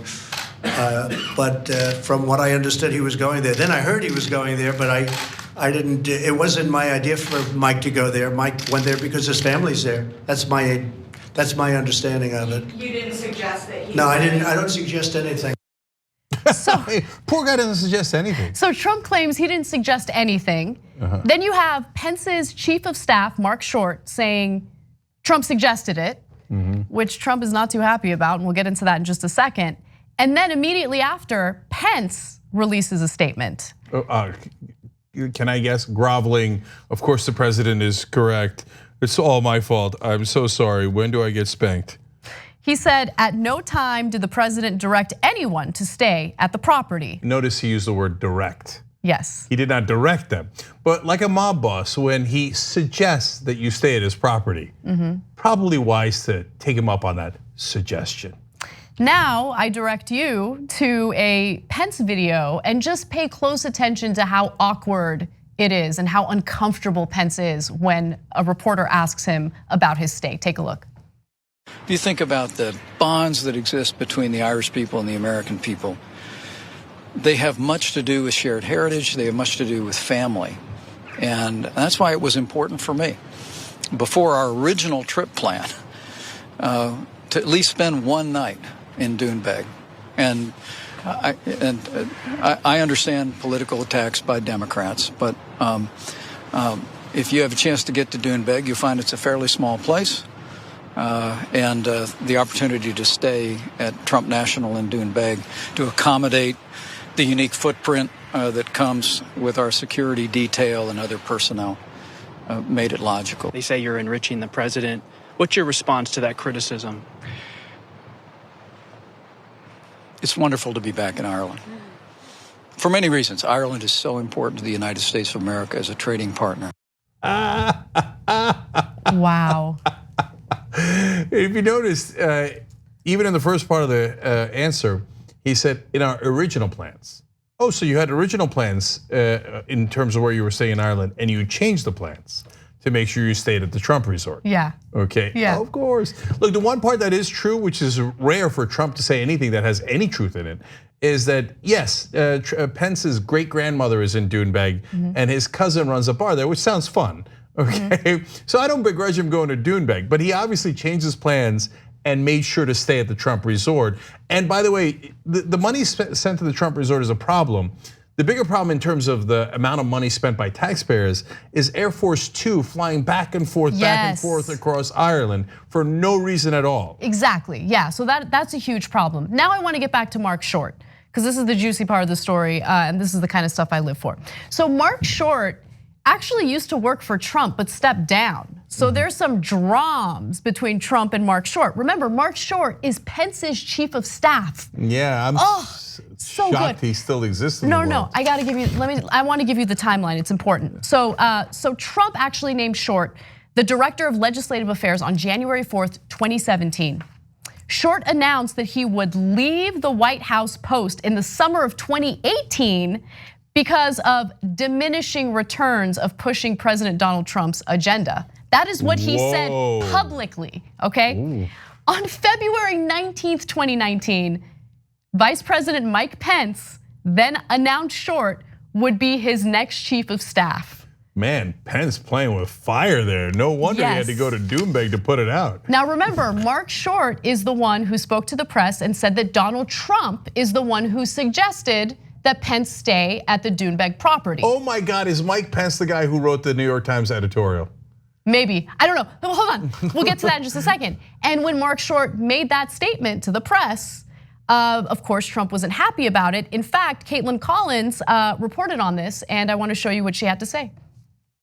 I'm told that the president was furious after he learned that Mark Short said that he had suggested it, essentially putting the credit for the president on why they picked that location to stay in this tiny town that we should know is less than 1,000 people. The president was so furious about it that third statement that Pam was talking about there came out about 3:30 in the morning in Ireland. Of course, not typically when most people are awake issuing statements on someone's behalf after Short has already spoken and the vice president has already appeared on camera over it. That's some serious panic there. Okay, I love the drama, I do. So you know that Pence has conversations with Mark Short every day, like, is 25th Amendment yet? 25th Amendment yet? And like when they had the Sharpie incident, he's like, come on, Mark, we gotta go, right? Can I convene the cabinet? We all hate him, right? And we all know he's mental. And of course, if they did do the 25th Amendment and declare him mentally incompetent, which would be awesome and completely correct, then of course Pence would be president. So, oh my God, the betrayal would be so wonderful and delicious. It would. Yeah, so look, it could be Mike Pence, the individual who wrote that cowardly anonymous New York Times column. It was cowardly, let's keep it real. It could have been Mark Short. Yeah.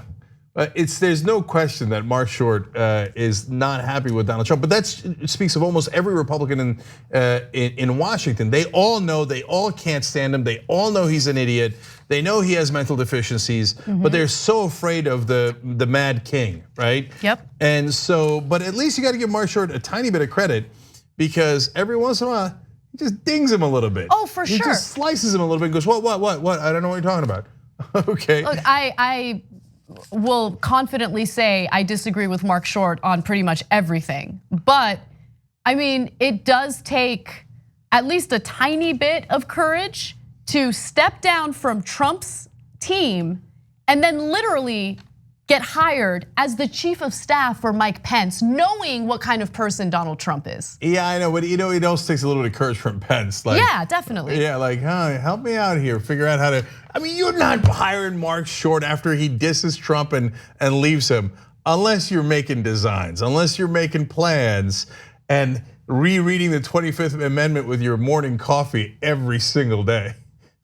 By the way, Stephanie Rule had a good comment about this. She said, look, on the trip, he was there with his wife and his mother.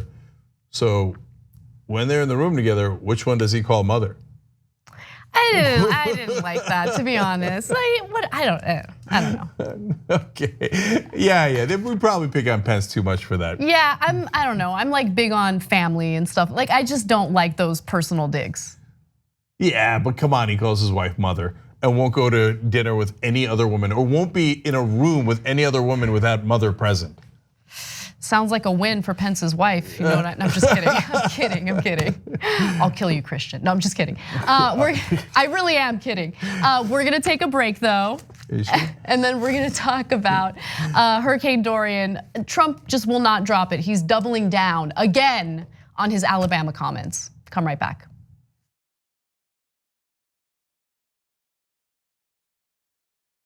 How in the world are you going to get the right to vote if you don't already have the right to vote? That's impossible. Reason they tell you things are impossible is because they don't want you to try. It only took 7 years for that to get an amendment to get a right to vote. Does this result in millions upon millions of Americans losing their coverage? And we've been waiting to find out, and now we know, yes, it will cut millions. Public education was supposed to be the way to equalize everyone regardless of their socioeconomic status. But if you come from a family that's poor, how are you gonna afford grade school for your kids? This fight is about fairness and morality. It's about the American values. You think that black people all across the country, in every city, were all lying when they said the police abuse us and the police kill us when they should? No, of course they weren't lying. Yes, it does happen. Yes, they do get targeted more. Why are we going to put immigrants in prison for 5 years, which American taxpayers have to pay for, if we're so concerned with immigrants using up our so-called resources? We're gonna do both. We're gonna fight Trump and we're gonna fight the establishment. It's not that hard. Yes, you can do both at the same time. Go tell them.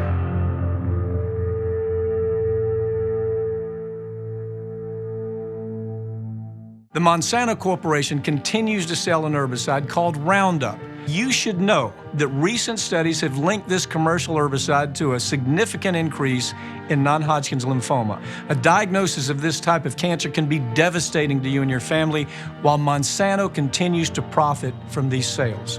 If you or a loved one were exposed to Roundup at work or at home and then developed non-Hodgkin's lymphoma, you might be entitled to financial compensation, and you have a right to take action now. We get animated about the news. Yes, we're not the robots on TV. I actually care about the news. Guilty, I care. Senator Sanders, I'm going to do something unusual. I'm going to ask you a policy question. How dare you? That's the problem, you're the problem. Don't ever attack the Republicans. Where the is the liberal media? No, these are all establishment guys. They love the system as it is. They're all enormously rich off the system that exists. For us, this system isn't working. So what this campaign is about is trying to create an economy that works not only for the people on top, but works for all Americans. So what's happening in the Democratic Party is what used to happen in the general election. We would have a person who represented workers and the people and the voters, and then the Republicans would represent business and corporations and Wall Street. That's happening all inside the Democratic Party this time. We're gonna rock the boat. We're gonna be counter-establishment. We're gonna tell people the truth to the best of our abilities, and we're gonna keep it real with them. He's so progressive, he recycles his thoughts. His car cleans the air. He prosecuted a bank executive and won.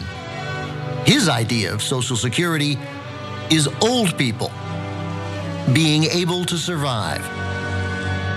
When he builds a bridge, it bridges the income inequality gap.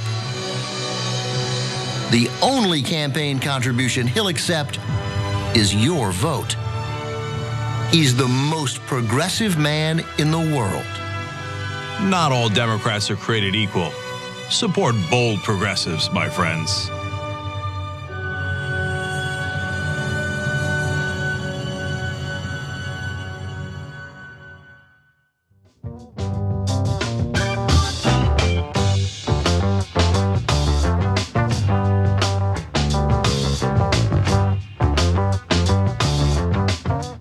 All right, back on the Young Turks. I'm the Derpy Dragon writes in, if it's a Trump property, I hope Pence got bed bugs.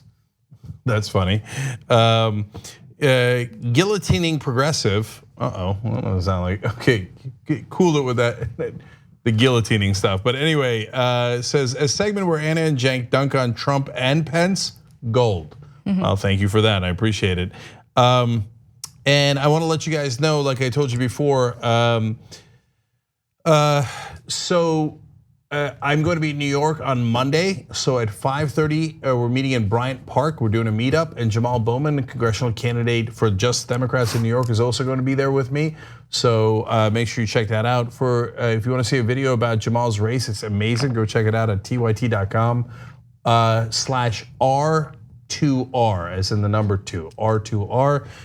And I, of course, want to see you guys in Houston as well. We're doing a meetup there on the day of the debates on September 12th. For that, sign up at tyt.com/rally.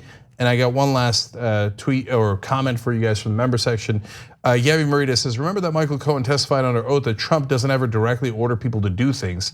He speaks in a code, suggesting people do things he really wants them to do, like lie on his behalf or give him money. So that's why when he says, maybe you should stay at my property, right? That means stay at my goddamn property, because even if people talk about it, at least I could say, oh, it's beautiful, and they all show pictures of it, et cetera, and it becomes a giant brochure for his properties. Yep, definitely. Yep. It's a good point. All right, let's get to the rest of the news.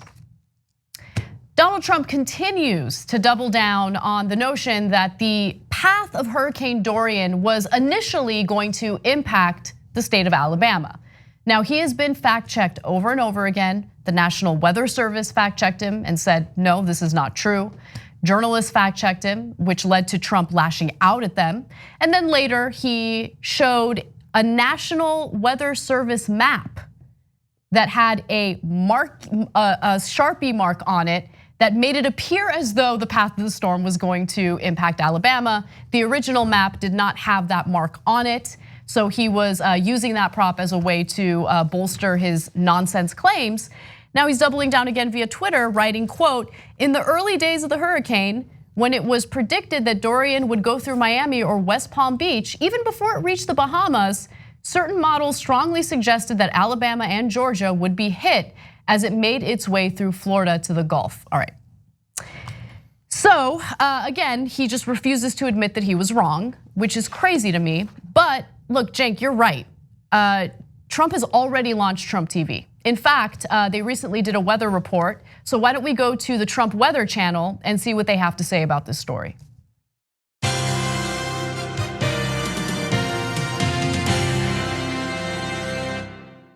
This is Brett Ehrlich reporting live on Hurricane Dorian as the storm bears down here in Mobile, Alabama. And as you can see, the weather is actually pretty nice. We need to fix this shot. We need to make it seem like there's more of a hurricane.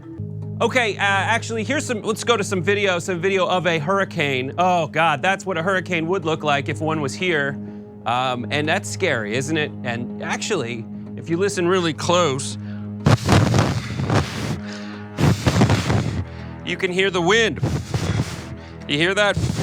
It's the wind of a hurricane. If one was here, which it is, I don't even know how to lie anymore. One sec. All over the place, see? Real natural debris. And I'm not even sure how the people here in Mobile will cope with the cleanup afterwards. So we're just really waiting with, you gotta get out of the shot. You gotta get out of the shot with bated breath to see what will happen. And ow, okay, all right, okay. That's not, back to you guys, back to you in the studio. All right. Mr. President, I can't fake rain. What do you mean use a Sharpie? As you can see, the rain is coming down in buckets. The rain's coming down all over the place and there is no quarter. There is no quarter. No place to hide in this destruction that's befalling the Gulf Coast. Dorian, the president's right. Dorian is a nightmare, an utter nightmare. I quit. I just quit.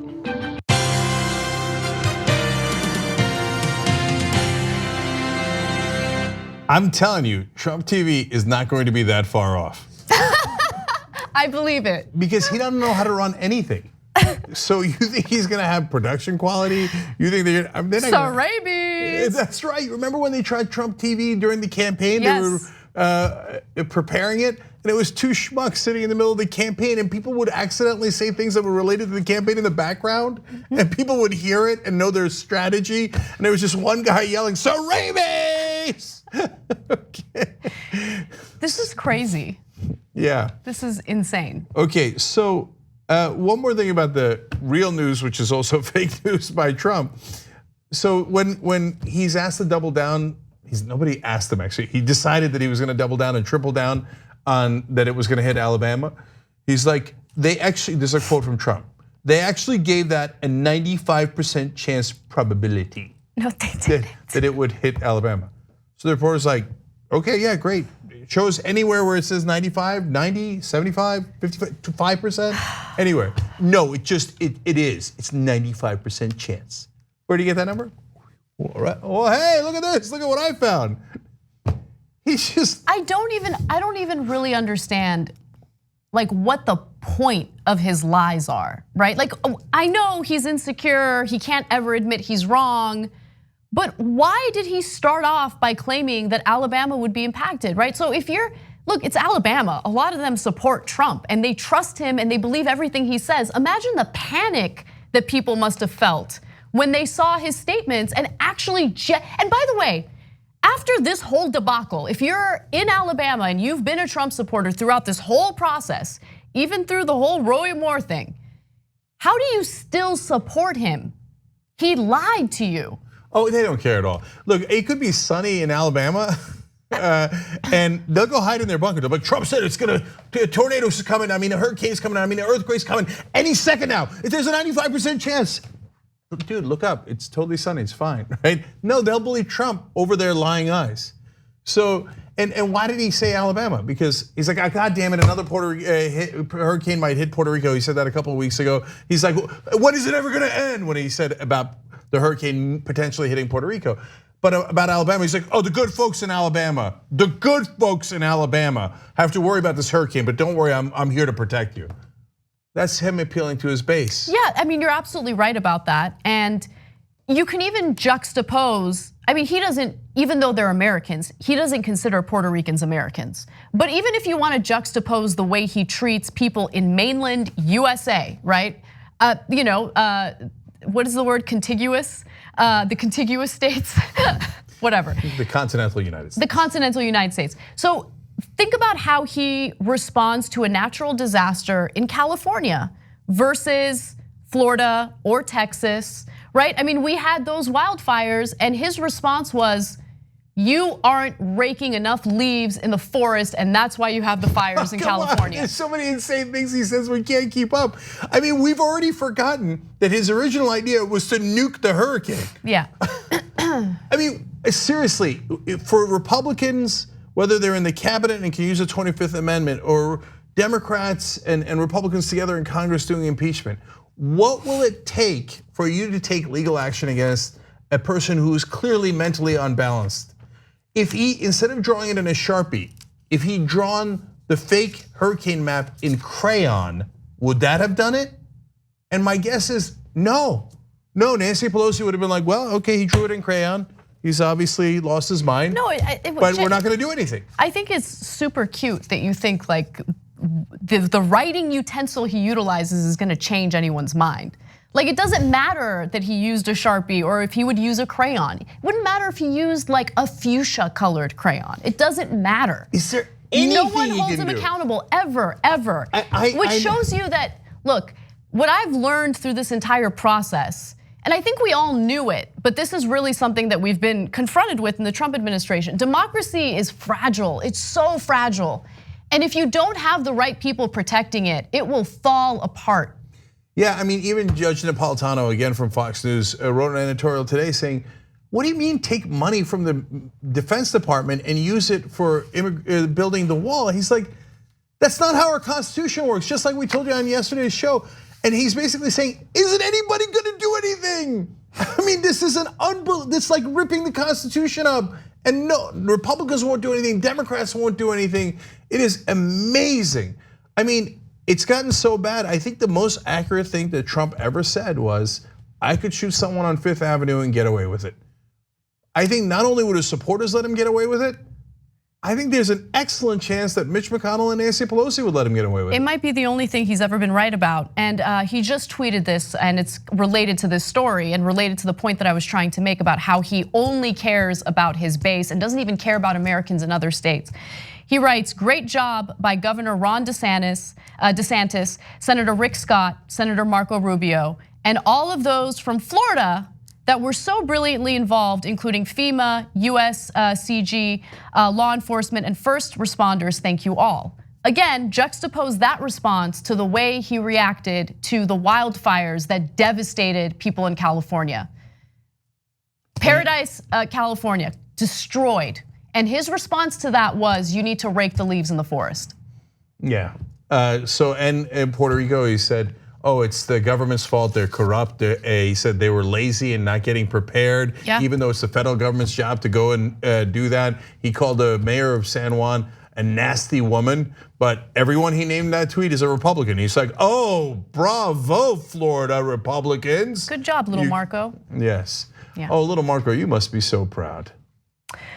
Let's move on to the NRA, because there is some, they're upset, and I like that they're upset.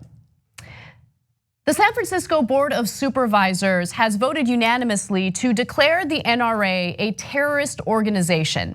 Now, this is a symbolic vote, but the whole point of this is to pressure businesses to no longer do business with the NRA. I want to give you the details on what they're hoping to accomplish. The resolution, which passed unanimously Tuesday night, claims the NRA promotes extremist positions, spreads propaganda to deceive the American public about gun violence, incites gun owners to active violence, and has armed those individuals who would have committed acts of terrorism.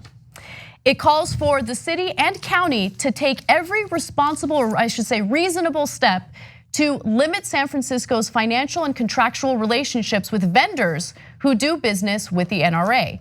But the resolution does not, for example, carry the law enforcement implications of designation as a foreign terrorist organization. So this is, again, symbolic, but the NRA is upset about it. Now, before I get to the NRA statements, I just want to show you a little piece of evidence that might have persuaded the Board of Supervisors to vote in the way that they did. Take a look. They use their media to assassinate real news. They use their schools to teach children that their president is another Hitler. They use their movie stars and singers and comedy shows and award shows to repeat their narrative over and over again. And then they use their ex-president to endorse the resistance, all to make them march, make them protest, make them scream racism and sexism and xenophobia and homophobia, to smash windows, burn cars, shut down interstates and airports, bully and terrorize the law-abiding, until the only option left is for the police to do their jobs and stop the madness. And when that happens, they'll use it as an excuse for their outrage. The only way we stop this, the only way we save our country and our freedom, is to fight this violence of lies with the clenched fist of truth. The clenched fist of ISIS. I mean, NRA, sorry, NRA. So she showed images, I mean, that's an NRA ad. And I remember when it came out, we talked about it on the show, but she's showing images of people protesting, which is, by the way, protected under our Constitution, right? But that's not part of the Constitution the NRA really cares about. I mean, they'll say the Second Amendment is meant to protect the First, but they don't actually mean it. So anyway, I want to give you the statement from the NRA and then debunk what they're saying, because of course they lie.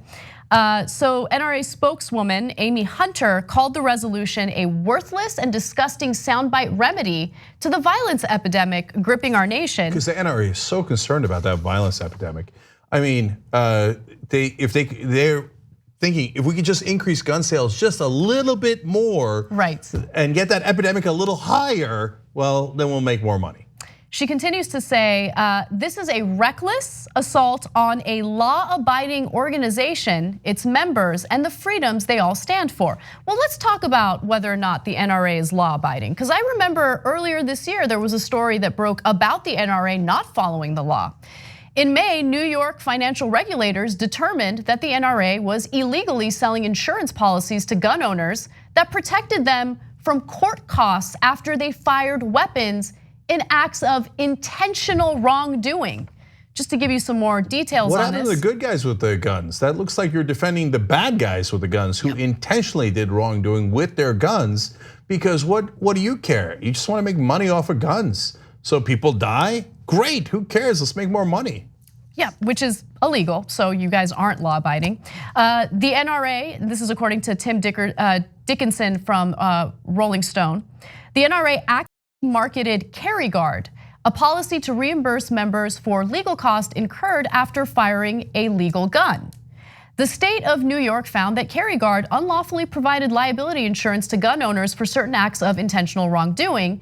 The NRA's insurance partners agreed to stop selling the policies and pay a $7 million fine. Yeah, would that policy still apply if they shot cops? Because they're saying, hey, I'm gonna defend you even if you do intentional wrongdoing of firing your weapon. So that could certainly be against the cop too. But the NRA is like, oh my God, the liberals are protesting. We have to have our clenched fists against them. It's our only choice. I know, Al Qaeda says the same thing. Anyway, so look, is the NRA an actual domestic terrorist organization? No, okay, so they are not planning acts of terror, they're not carrying them out. Do we have stochastic terrorism in the country, random acts of violence committed that terrorize the country, aided and abetted and encouraged by the right wing, Donald Trump and NRA? Yes. Okay, but nobody's gonna charge them with the crime of terrorism. The crime of domestic terrorism doesn't even exist. So, but the first part of what the San Francisco Board of Supervisors said is absolutely right. Quote, this country is terrorized by gun violence. Yes. We all are. We're all worried about our kids. We're worried about the schools, the malls, the Walmarts, the movie theaters. We're all terrorized by this more than anything else in the country. Excuse me, sorry. That's okay. I was trying to hold that. Okay. Yeah, you're right, and I do want to. You made it. Yeah. Okay, anyway. I do want to also read one more quote, and this is from a member of the San Francisco Board of Supervisors. Her name is Catherine Stefani, and she says, quote, every country on earth has video games, movies, and mental health issues, and yet only the United States has gun violence at elementary schools, at the movies, at Walmart. The difference is guns. No other country has so many assault rifles on their streets. I know that's a point that we've made on this show often, but I think it's important to keep reiterating that, because on one hand you have them claiming, oh, it's a mental health issue, it's a mental health crisis. But then they never do anything about the mental health crisis that they claim is leading to all these mass shootings. They never want to fund it. They just use mental health as the scapegoat to divert the conversation. And at the same time, look, there are mental health issues in all these other countries, but they don't have the same issues that we do. I want to give you one stat about video games. So no country on earth spends more on video games per capita than Japan, okay? But Japan has very strict gun control. So in America, how many gun deaths are there every year? About 40,000. Now, how many are in Japan? They play more video games. Under 10 per year. 10 versus 40,000. Okay, it's the guns, stupid. Okay, now in the next segment, I got two great guests for you guys. One is a reporter holding Jay-Z accountable for working with the NFL and against Kaepernick in a sense, and holding Dave Chappelle accountable. That should be a really interesting conversation. And also an African-American state senator from North Carolina running for the US Senate. Guess who's against her? It looks like the Democratic Party, because she doesn't have enough money. And YouTube super chat questions in the last half hour of the Young Turks today. So make sure you participate in that as well, live and free to everyone today. All right, we'll see you there.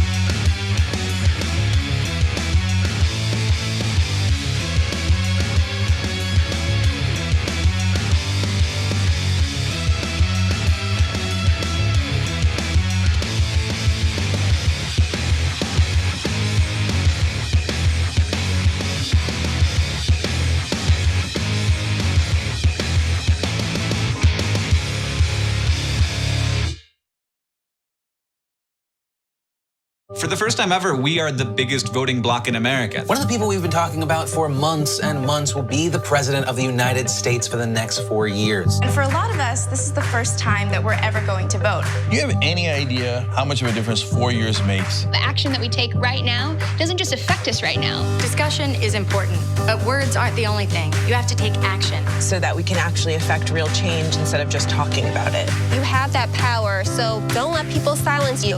Get out there and take a part in making a difference. Every voice really does matter, whether young or old, especially young people. Get out there and vote, damn it. Now, more than ever, we can make a change. I'm gonna vote because I want this country to be different. I don't want the older generation to decide our future. I want to make this world a better place for my son.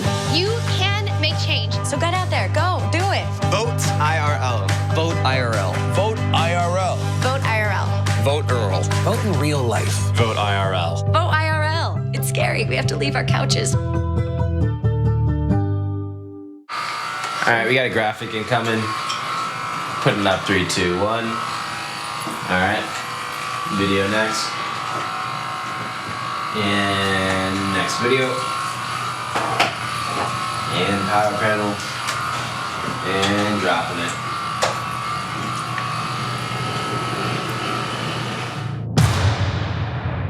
The Monsanto Corporation continues to sell an herbicide called Roundup. You should know that recent studies have linked this commercial herbicide to a significant increase in non-Hodgkin's lymphoma. A diagnosis of this type of cancer can be devastating to you and your family, while Monsanto continues to profit from these sales. If you or a loved one were exposed to Roundup at work or at home and then developed non-Hodgkin's lymphoma, you might be entitled to financial compensation, and you have a right to take action now. I'm in Salt Lake City, Utah.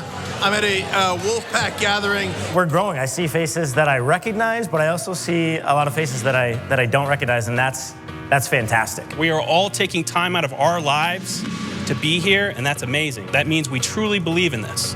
Make no mistake, everyone in this room is a leader in Wolfpack. Alaska, West Virginia, Montana, Georgia, Massachusetts, New York, New Jersey, everyone is here. All these folks paid with their own money and sometimes took vacation days to come here to strategize on how to get our democracy back and get money out of politics. Or you get more political power just because you have more money. This is why it requires a constitutional amendment. The process of winning in your state next year doesn't begin when session begins. It begins right now.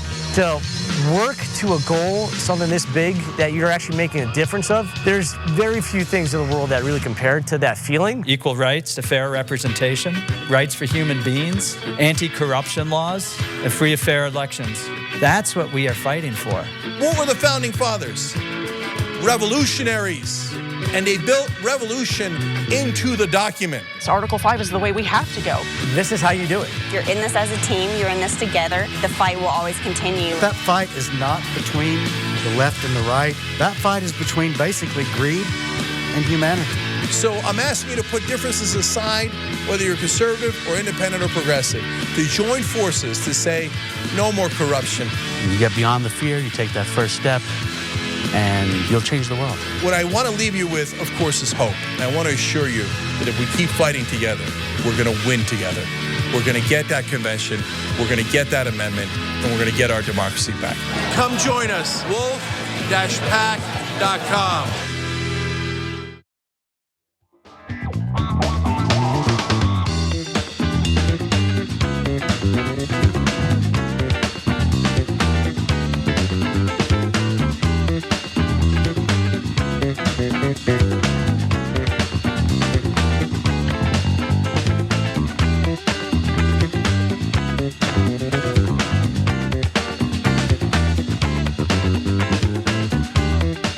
All right, back on the Young Turks. Got a couple of great guests for you guys, so let's get started. Joining me now is David Dennis Jr. He's a senior culture editor at News One. David, welcome to the Young Turks. Thanks for having me. Oh, no problem. So, David, you write about a variety of issues and read some of your recent articles. The one I want to start with is about Dave Chappelle. Because we were just talking about it on the show in one of our post games or something, and I watched his Sticks and Stones special on Netflix too, and so I feel as conflicted as you sound a little bit in the article as well, right? Because I love Dave Chappelle and I want to root for him, but I felt it wasn't that funny, right? And I want to get into why. But what's your take on what's happening with Dave Chappelle? So Dave Chappelle is somebody who is one of the most brilliant comedians that we've ever seen.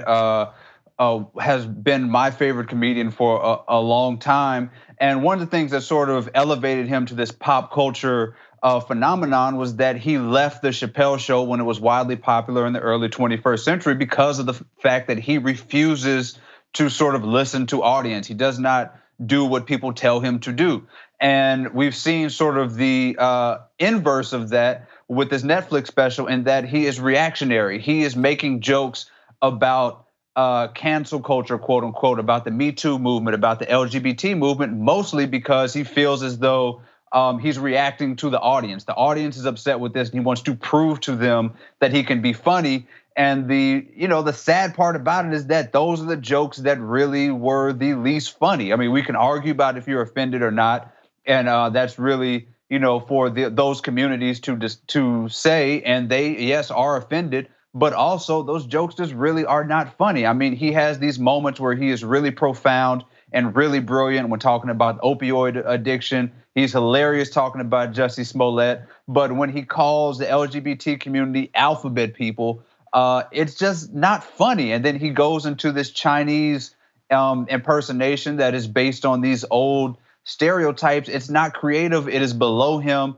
And it's really what makes the special very uneven and ultimately disappointing for a lot of people to watch. Yeah, but David, I think it's a broader phenomenon than Dave Chappelle, right? Mm-hmm. So like a lot of the right wing doesn't get it. They think, oh, you guys want all the comedians to be politically correct, etc. No, I loved how irreverent and oftentimes offensive Dave Chappelle was on his show on Comedy Central, because it's comedy, we get it, right? And look, a lot of people will disagree with me, but I think that why do I keep blanking on his name? The guy who did Office, the British guy. Thank you, Ricky Gervais. Yeah, Ricky Gervais. I saw a special. I thought it was hilarious, even though he said the same kind of offensive things as Dave Chappelle did, but he said it in a funny way. But even he's lost his mind a little bit, and I think it's Twitter that's driving them crazy. And so they keep saying like, hey, don't say those jokes, or those jokes hurt my feelings, and it consumes them. Bill Maher, almost all these comedians are like, how dare you? And they're all collectively yelling at the audience. It's such a weird phenomenon. Yeah, I mean, you think about comedians and the idea is that the audience has thin skin. The audience can't handle the truth. But when the audience tells a comedian, hey, that joke isn't funny, they sort of go into these rants and tantrums, right? About telling us that something is funny. Well, what makes a great comedian is somebody who can read the room, right? If you're in a room and people aren't laughing, you need to adjust your material. That's why you tour your material across the country. The problem is these comedians are refusing to listen to the audience. The audience isn't laughing, then you're not doing a good job. You can't tell an audience that something is funny if they are not laughing. And these comedians seem to be having a difficult time adapting to this climate in which you get real-time feedback, and you get a little bit more feedback and more realistic feedback from a wide array of audience than you're used to getting. The only solution for a comedian is to adjust your material and make people laugh. And if people aren't laughing, then that's really a me problem if you're a comedian. Yeah, and that's why I thought your piece was so interesting, because that's why, like you pointed out in the article, that's why comedians go and try out their stuff all across the country, because they want to make it better and better and better. That's why it's a craft. That's why it's a profession. And so, and a lot of comics get annoyed if amateurs come in and think, oh, I'll just do it. No, you got to practice, you got to hone it, you got to see how the audience reacts. And if the audience doesn't react well, yelling at them doesn't really help. And I felt like Dave's entire stand up there was explaining why a joke is funny, which is like the least funny thing on the planet, right? So guys, just let it go, move on with your life. Yes, did we hurt your feelings? It's so ironic because they're offended, and hence they're like, oh yeah, how dare you offend me? I'm gonna offend you even more. Okay, well, how about you don't take offense and move on with your life? All right, so that's Dave Chappelle, but I love what you wrote about it because I thought it was really trenchant observation about not being able to read the room. So now let's go to Jay-Z. So you wrote about him as well. So for folks who don't know, give us a little background here. Go through Jay-Z's history a little bit in terms of capitalism versus activism, and then we'll get to his deal with NFL. So Jay-Z has an interesting rap career, right? Jay-Z has spent most of his career, like a lot of rappers, sort of talking about the ways in which you can better yourselves through capitalism, through making tons of money. I mean, that's part of what makes music great, and a lot of what makes hip hop great is this idea that it's aspirational, right? And Jay-Z has always had these dreams that sort of surpass a lot of what the average rapper had, right? In 2001 on the Blueprint, he rapped about being a 100 millionaire, which at the time was sort of unheard of, right? He was talking about his clothing companies and his businesses and owning Def Jam. And Jay-Z has gone on to be a part owner of NFL teams. And his central goal has been capitalism. And for him, he said in 2013 that his presence is charity. The idea that if he can open doors for himself monetarily, then that can sort of have this Obama effect of allowing people to believe that black folks could be in these rooms, right? The criticism is that Jay-Z has not had as much of a focus on activism as we would like. That has sort of changed in the wake of the Black Lives Matter movement when he was doing a lot of things to sort of combat criminal justice. He was sort of helping Meek Mill get out of jail. He was offering lawyers for 21 Savage. He was, really seemingly trying to affect some real change outside of these systems. And it's sort of impacted the way we look at him. We sort of look at Jay-Z as more of an activist. Now, when he does this deal with the NFL to sort of quote unquote bring more social justice to it, it's sort of a twist in the back. I mean, he was wearing Colin Kaepernick jerseys. He was going against the NFL saying, we don't need you. He was telling people not to perform at the Super Bowl. And now he turns around and does this deal. And it's the idea that this is the capitalist Jay-Z rearing his, for a lot of people, rearing his ugly head again. Yeah, so my guess is, and you talk about this in the article too, like that he, of course he defend himself. Although, my God, that comment of my presence is charity, I understand it ideologically, but man, does that sound smug. It sounds unbearable. Like, I have graced you with my presence. That alone is charity. Yeah, and I think he sort of realized that later on. I think he sort of has tried to, I think that had a profound impact in his career. I think he saw the backlash to that. And I think that sort of one of the reasons he was trying to be more involved with Black Lives Matter the last few years. Well, okay, let me actually put it this way, David. So when I look at the whole history of Jay-Z as you laid it out in your article, I thought, I wonder if the activism part was just because that was hot. And it kind of like Nike supporting Colin Kaepernick. It was good for business. And so being like, if he wasn't an activist and didn't support the African American community, it would have been bad for business. And then he lands this monster deal with the NFL to basically whitewash their record. And then you begin to think, well, now when I put it all together, it looks like maybe it was all about business all along. Yeah, I mean, the NFL deal really sort of has to, make us give Jay-Z's whole career another look.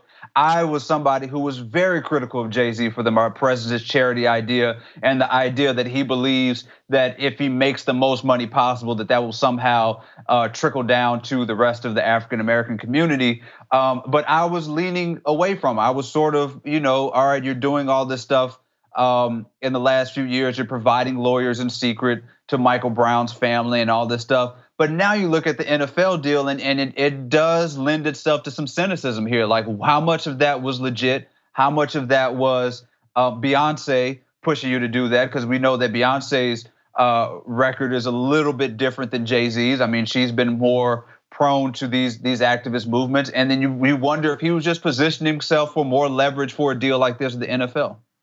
Yeah, and that's disconcerting. Now, it doesn't take away the good stuff he did, because that stuff is really valuable, and I'm super glad he did it. So, but last thing about this, David, how much more responsibility do African American athletes, celebrities, etc. have.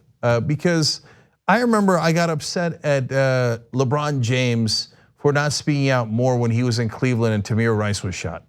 Now later he went on to speak out more about other events, right? But I'm like, look, if you sit out a game, everyone in the country is going to talk about Tamir Rice. If you don't say anything, well, Tamir Rice goes away, except for the people who are either in that community or care about that community, right?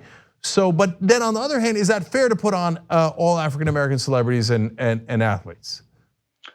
I don't think it's necessarily fair to put on all the African American celebrities because, I mean, people have to fight their battles as they come to them. I mean, every little bit helps, right? And it's not really fair because we do not put that same pressure on white celebrities when, thinking about the murder of Tamir Rice is a white supremacist structure problem in which white folks need to address just as much as black people. So putting that on black celebrities, I believe is unfair. What makes Jay-Z's position unique is the fact that he had positioned himself as somebody who was sort of anti-NFL and aligned with Kaepernick. He laid in front of the world and made this stance of solidarity. And so doing this is, yes, definitely seems like a betrayal and seems like something that is letting everybody down. But I think in general, we have to sort of allow these celebrities to sort of come to this on their own, and whatever they can do is great. I mean, LeBron James cannot be a catch-all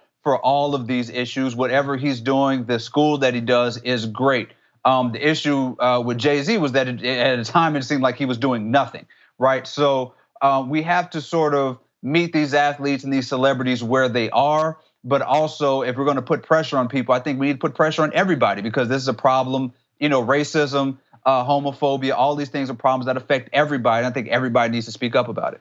Yeah, and I don't want people to get me wrong. LeBron's done some great stuff since then, and it's incumbent on all athletes and anybody with a platform to speak out. He spoke out. Kyle Korver has a brilliant article that he wrote. He's a white basketball player, but he talked about structural racism, et cetera, and what he's learned from his fellow athletes, et cetera. So applaud the folks who do great work. And so David, thanks for joining us, man. Everybody check out David's articles on News One. They're really brilliant. Thank you so much for coming on the Young Turks and talking about it. Oh, for sure. Thanks a lot for having me. Absolutely. All right, we're gonna take a quick break. When we come back, an accomplished state senator in North Carolina decides she's gonna run for US Senate, but the Democratic Party is concerned that she might not have enough cash. Ay, ay, ay. All right, let's talk to her when we come back.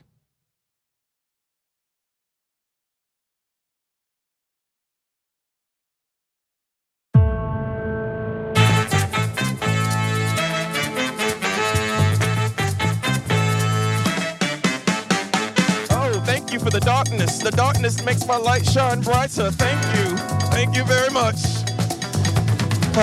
So lame and so old and tired.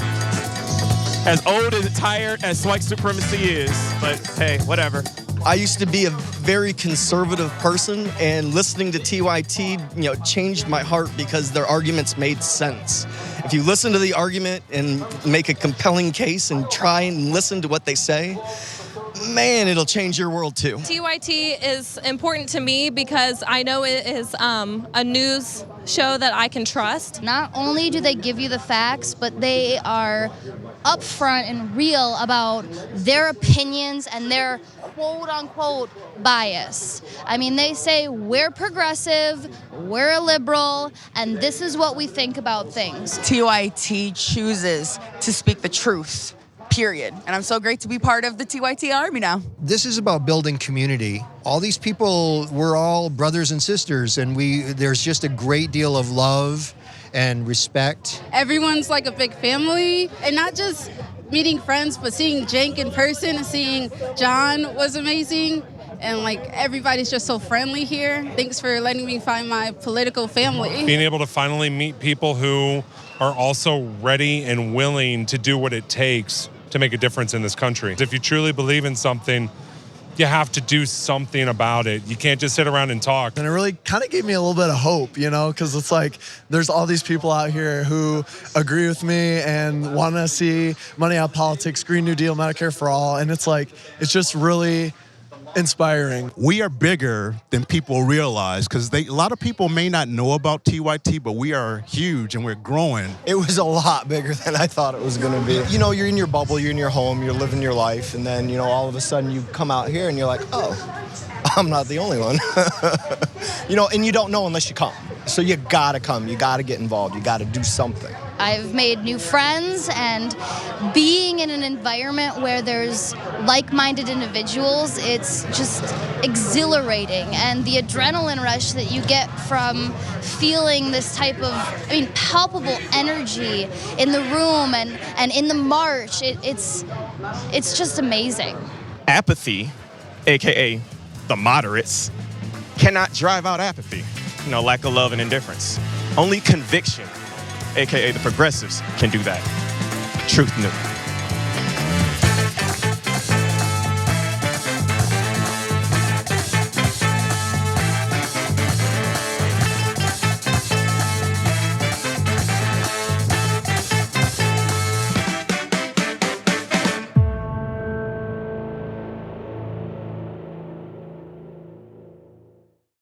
Aaron, which one do you like better?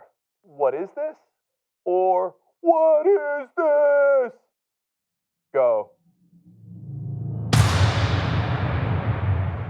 The Monsanto Corporation continues to sell an herbicide called Roundup. You should know that recent studies have linked this commercial herbicide to a significant increase in non-Hodgkin's lymphoma. A diagnosis of this type of cancer can be devastating to you and your family, while Monsanto continues to profit from these sales. If you or a loved one were exposed to Roundup at work or at home and then developed non-Hodgkin's lymphoma, you might be entitled to financial compensation, and you have a right to take action now.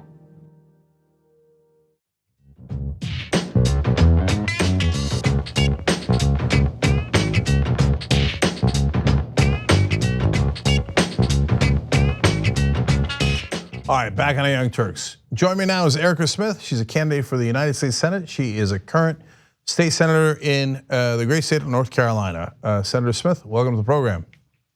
Thank you. Glad to be here. How are you, Jake? I'm wonderful. How are you? Great. Doing wonderful. All right. So now you've done a lot of different professions in your life. You're an engineer, you're a teacher, yes. You're a minister, you're a state senator. Okay, so after doing all those professions, why get into politics? Well, I had a 5-point lesson plan at the time that I wanted to take from the classroom floor to our state capitol floor to show my colleagues how we can fund education and at the same time promote economic expansion in the rural part of North Carolina where I serve. All right, well, I like that bold plan. And so quick question, how'd you wind up winning? Well, I unseated the longest sitting Democrat because he had lost touch with the base that he was serving. Having a diversity of experience, I moved back to a rural part of North Carolina after working for the Boeing Company in Seattle, Washington. I was blessed with the skills to be a community advocate, and as a minister in the community, that also helped with in terms of grassroots leadership. And so at the time, I have to say, former Speaker of the House, Tom Tillis, inspired me because at the time he was Speaker of the House when the Republicans took over in North Carolina, and they led an assault on public education. And it was that assault that led me from the classroom floor and serving on the school board in Northampton County to deciding to throw my hat in the ring and win my primary and then the general election in 2014. And it's been history ever since. I'm a hard worker and has had tremendous success as a state senator. And now you're running against Tom Tillis, but first you got to get past the primary. Once again, yes, that's right. Yes. And so let's talk about that primary right now. You're one of the more accomplished people in the race in terms of political career. You're a state senator. But it appears, according to reporting, that the Democratic Party is fishing around for other candidates. Let me start with this. How do you feel about that?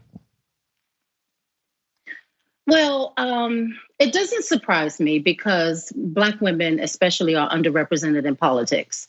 And so there are tremendous barriers for Black women, but I don't use that as a limitation for my candidacy. I know that I am the most experienced candidate in the race. I've served longer than the other Democratic primary candidate has since he's been out of office. He hasn't served in elected office in 17 years. And I've been serving consistently nonstop for the last 17 years.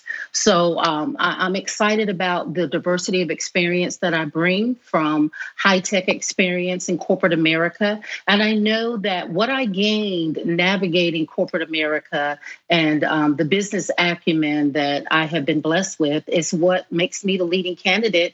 And the polls are showing that. I'm not surprised that there are other establishment Democrats looking for another candidate, but this is a new day and we're going to have to do things a new way, not only in North Carolina, but in these United States, if we're going to return integrity, humanity, and common sense advocacy to Washington, D.C. Okay, Senator Smith, the reporting seems to indicate that the National Democratic Party is concerned about your fundraising ability, that you're not rich enough and you don't know enough rich people. Yeah. Okay. But this is what they do all across the country, and they're obsessed with money. They think that's the only thing that matters. But isn't that in a sense racist? And so let me explain why I say that. Because African Americans in this country are born with about 10% of the net worth of white families, and by the way, that's a generous number. And so if the Democratic Party on a national level is saying we are going to always pick the richer candidate, by definition, doesn't that discriminate massively against African Americans across the country? I agree. There is a wealth gap between African Americans and the predominant culture, but that's because of the systemic holdover from racism. First, let me go ahead and dispel what I feel about wealth. We are a democracy. We are not a plutocracy. We see what having this country run by wealthy people, many whom lack the experience. I won't call out any names, but we have someone who has been in business but filed bankruptcy how many times? And now he's leading the greatest country in the free world. And so there's too much big money in politics. And so these candidates, and that's what's resulted in the failed leadership that we have in Washington, D.C. and in many in our state houses, because money doesn't vote, people do. And I think that at this juncture in our nation's history, we have seen what a plutocracy has done. When we have candidates who are controlled by special interests, they're controlled by dark money. They don't put people first. But when you have a candidate like myself who is governed by principles and putting people first, then we will see the type of leadership that we need to get this nation moving in the right direction. I would love to see how awkward that Senate caucus room is when you're in there with Chuck Schumer. Chuck Schumer is going around running against, trying to make sure progressives don't win these Senate seats all across the country. So, all right, you don't take corporate PAC money. I don't. What are some of your other policy positions? Well, I have a 6-point lesson plan now because it's higher level. And once again, Tom Tillis has inspired me with his failed leadership. I often say, I don't know whether to call him a Disney character. I have to figure out which one, whether it's going to be Flipper the dolphin or if it's going to be Pinocchio, because he backtracks instead of taking a stand. I mean, even as recently as it relates to Trump's border wall, we have lost $80 million in funding for our military installations. And it's a sad reality when we have our sitting senator not stand by the men and women who defend this country. But my 6-point lesson plan is very brief. It includes economic expansion, education equity, equitable healthcare, Everyone should have access to free healthcare. And I have to go on about this because you and I, we go to work, we work hard every day, we pay our taxes so that 435 members of the House will have good insurance. We go to work, we pay our taxes so 100 US senators can have good access to healthcare. So if we go to work every day and we pay our taxes so that they can have good healthcare, why can't they go to work to fight for every American to have access to universal healthcare with prescription drug controls and to make sure that people are not rationing their insulin so that they can put food on the table? We have a lot of work to do as it relates to equal justice, to criminal justice reforms, to make sure that we are not over-incarcerating demographics of people.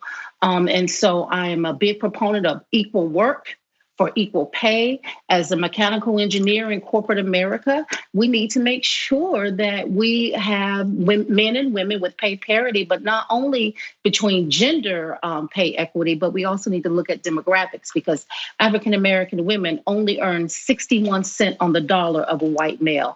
And last but not least, as an engineer, engineers not only study what is, but they also create that which has never been.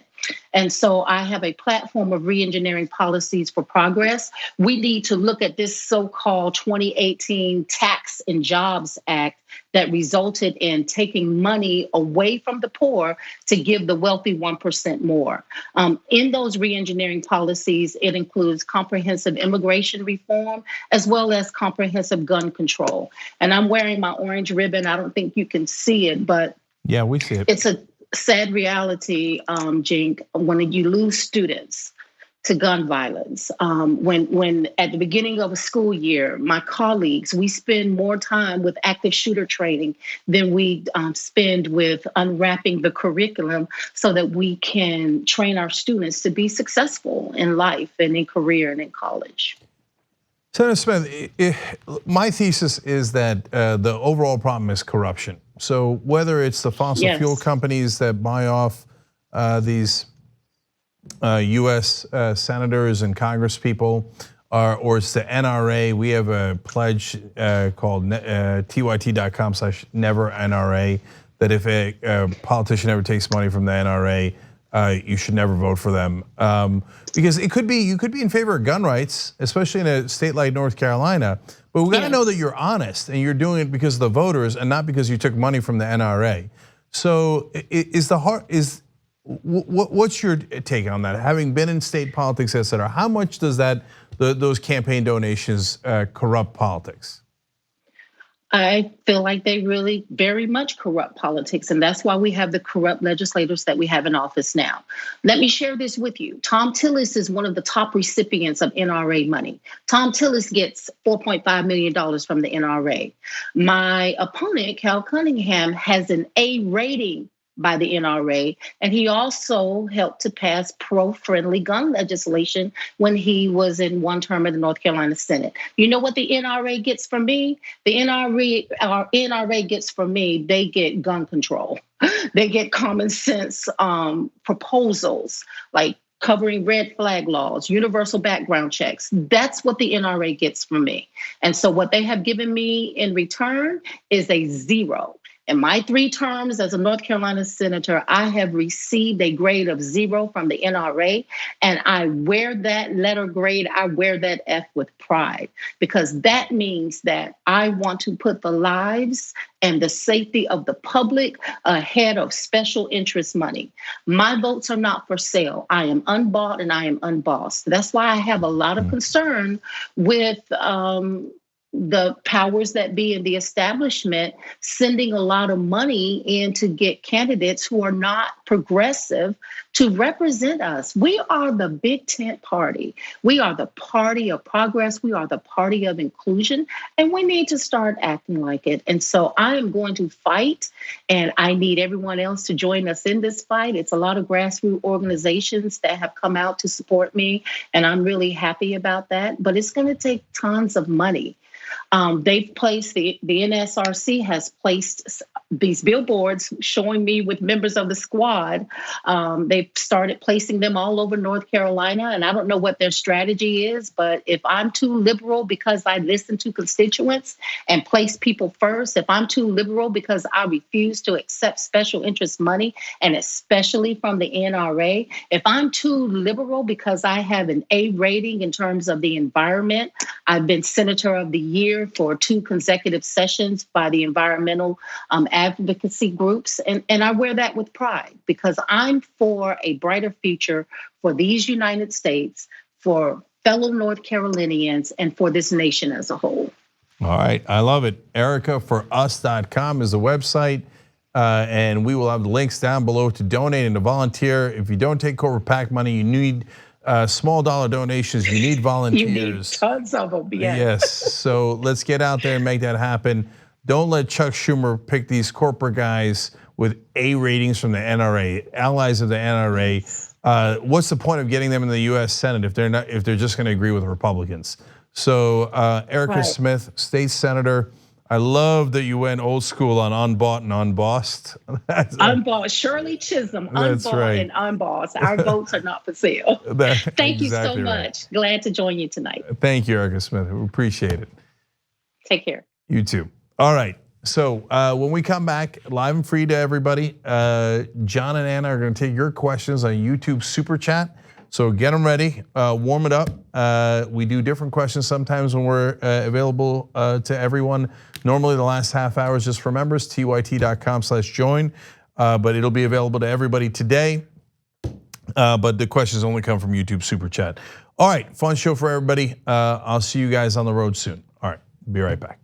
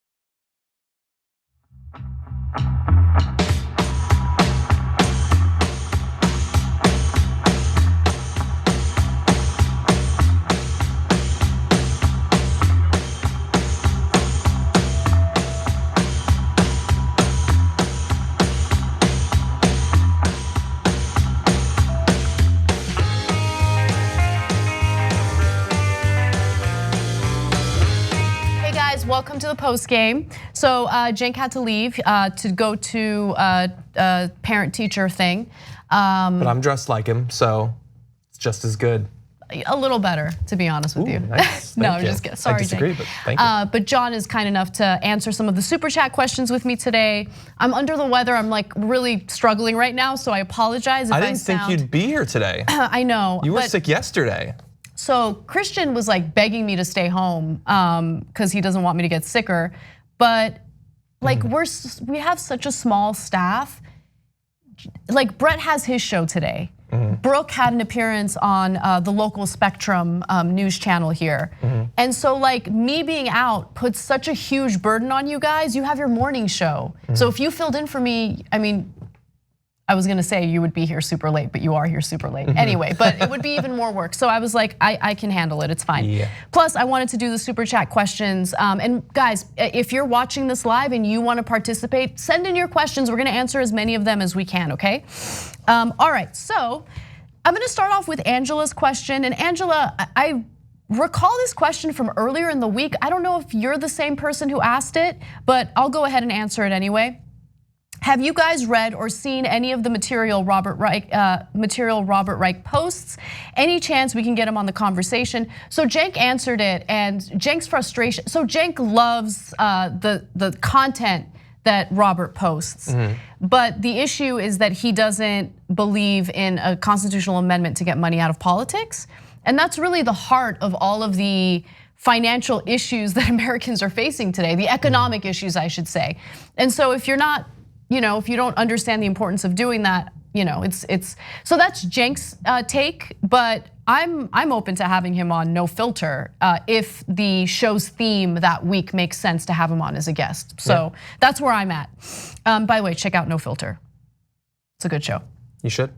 All right. And check out her new opinion piece on The Hill about the economy. Oh yeah. Yes, it got published. I'm super excited about it. So I really wanted to kind of break down the way the media covers the economy and really give the facts about how it's not just Trump's trade war that's disastrous for the average working American. There are so many other things that Americans are facing today that the media just neglects. So I get into some statistics, and as always, I cite where I have my information from. Please check it out. I hope you guys enjoy it. Kareem says, at what point does the honest politician ask their colleagues on stage to raise their hands if they don't take money from fossil fuel companies? You wanna take this one? Yeah, so I've kind of, in terms of the primary, I am not looking forward to the dirty part of the primary, but the dirty part can be two different things. It could be whether the candidates are willing to call each other out, which we're not really in. Like, you could probably name all of the times that it's happened so far. That's how rare it is. The dirty part I'm not looking forward to is the ridiculous cults of personality that form online that make any difference of opinion like the worst thing imaginable. That's already happened, yeah. Oh yeah, that was like 6 months ago. But no, I am ready for the politicians to differentiate themselves more. I think that there should have been much more of that. We had a little bit of it with Bernie and Warren versus the more centrists. But I want to see Bernie and Biden, and I want Bernie to bring up his record. Oh, that's gonna be nice. And so in terms of like where you're getting your funding from, that's a great way to differentiate it. Absolutely, and I gotta give Anderson Cooper credit for the way he handled the Biden portion of the climate town hall, because he did hold Biden accountable when it came to the fundraisers he was gonna go to, the fossil fuel fundraisers and all that. And it is important to call these politicians out because the corruption is front and center of so many of our problems. Yeah. So let's move on. So the SR Conan asks, will Nancy ever push for impeachment, or is she playing it safe, running down the clock until the election? I don't think she's gonna push for. I'm not crying. I'm sick. I'm sorry. Oh, you're sad because there's not gonna be impeachment. Jesus, I look really bad. You look sad. That's all. I think I'm not sad. I'm actually in a really good mood. About like we're gonna get to 2020. We'll beat him at the ballot box if there's a country still to vote. I don't think she's gonna impeach him. I think she's been pretty clear about that. Yep. It's an act of cowardice.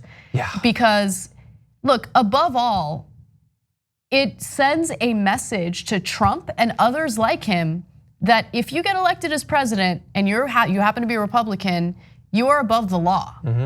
Democrats are so weak, Democratic leadership specifically is so weak that they will not hold you accountable. And that really does embolden the behavior that we see with Donald Trump. Yeah, I think that he's only ever learned one lesson in his whole life, and that lesson was, oh, so I can do whatever I want? Cool, and he is. He is, exactly. Yeah. I mean, he just broke the law again this week by changing or altering the National Weather Service map to make it appear as though the storm's path was gonna hit Alabama. Yeah. That is breaking the law. Yeah, and it's the silliest law that he's broken, but in terms of movement of, like when he was telling the people, just build the wall, don't care about the laws, I'll give you a pardon if you break the law, but that is incredibly significant. Yeah, definitely, absolutely. All right, so let's move on to, a lot of these are for Cenk, but who cares, let's answer them anyway. We can speak for him. H Gaming asks, Cenk, your anger and impressions are cathartic. It's given voice to the frustration that's been building at the nonsense these past few years. So that's fascinating because sometimes, I'm gonna be honest, I'm gonna talk about that from my perspective. Sometimes I get a little worried that I don't know, that some people might be turned off to it, that it comes across, I don't really care, right? I do care when it takes up too much time in the show and I'm trying to get through the actual facts, right? Like there needs to be balance. But I do worry that at least some portion of the audience gets turned off by it and might think it's juvenile or whatever. I mean, I would assume that the audience likes it. Yeah. I mean, that's probably one part of why they're the audience. Yeah, it is interesting. Like I can hear it out there sometimes. I'm at my desk. Like this is a soundproof studio, closed door on the other side of the building. I can't necessarily hear the words, but I can hear, oh, he's doing his mocking, like I'm the media now thing, or whatever. Yeah, so that's always interesting. He does it a lot, he gets super animated. I'd like to think that we balance each other out okay, pretty well, I don't know. I just want to mention briefly, I think it was a conversation I was having with you. I think he's been doing this for years, but I only really noticed it like a month or two ago. He was sitting here, I was sitting right there, and he was on this tear, this rant, and I realized he's done like 12 impressions back to back. He's the media, now he's an establishment politician, now he's Nancy Pelosi, now he's Chuck Schumer, now he's Donald Trump, he's back to the media. I was like, this is like a one-man play happening right here. Yeah, he gets very animated and he's passionate, and I think that passion, it was passionate.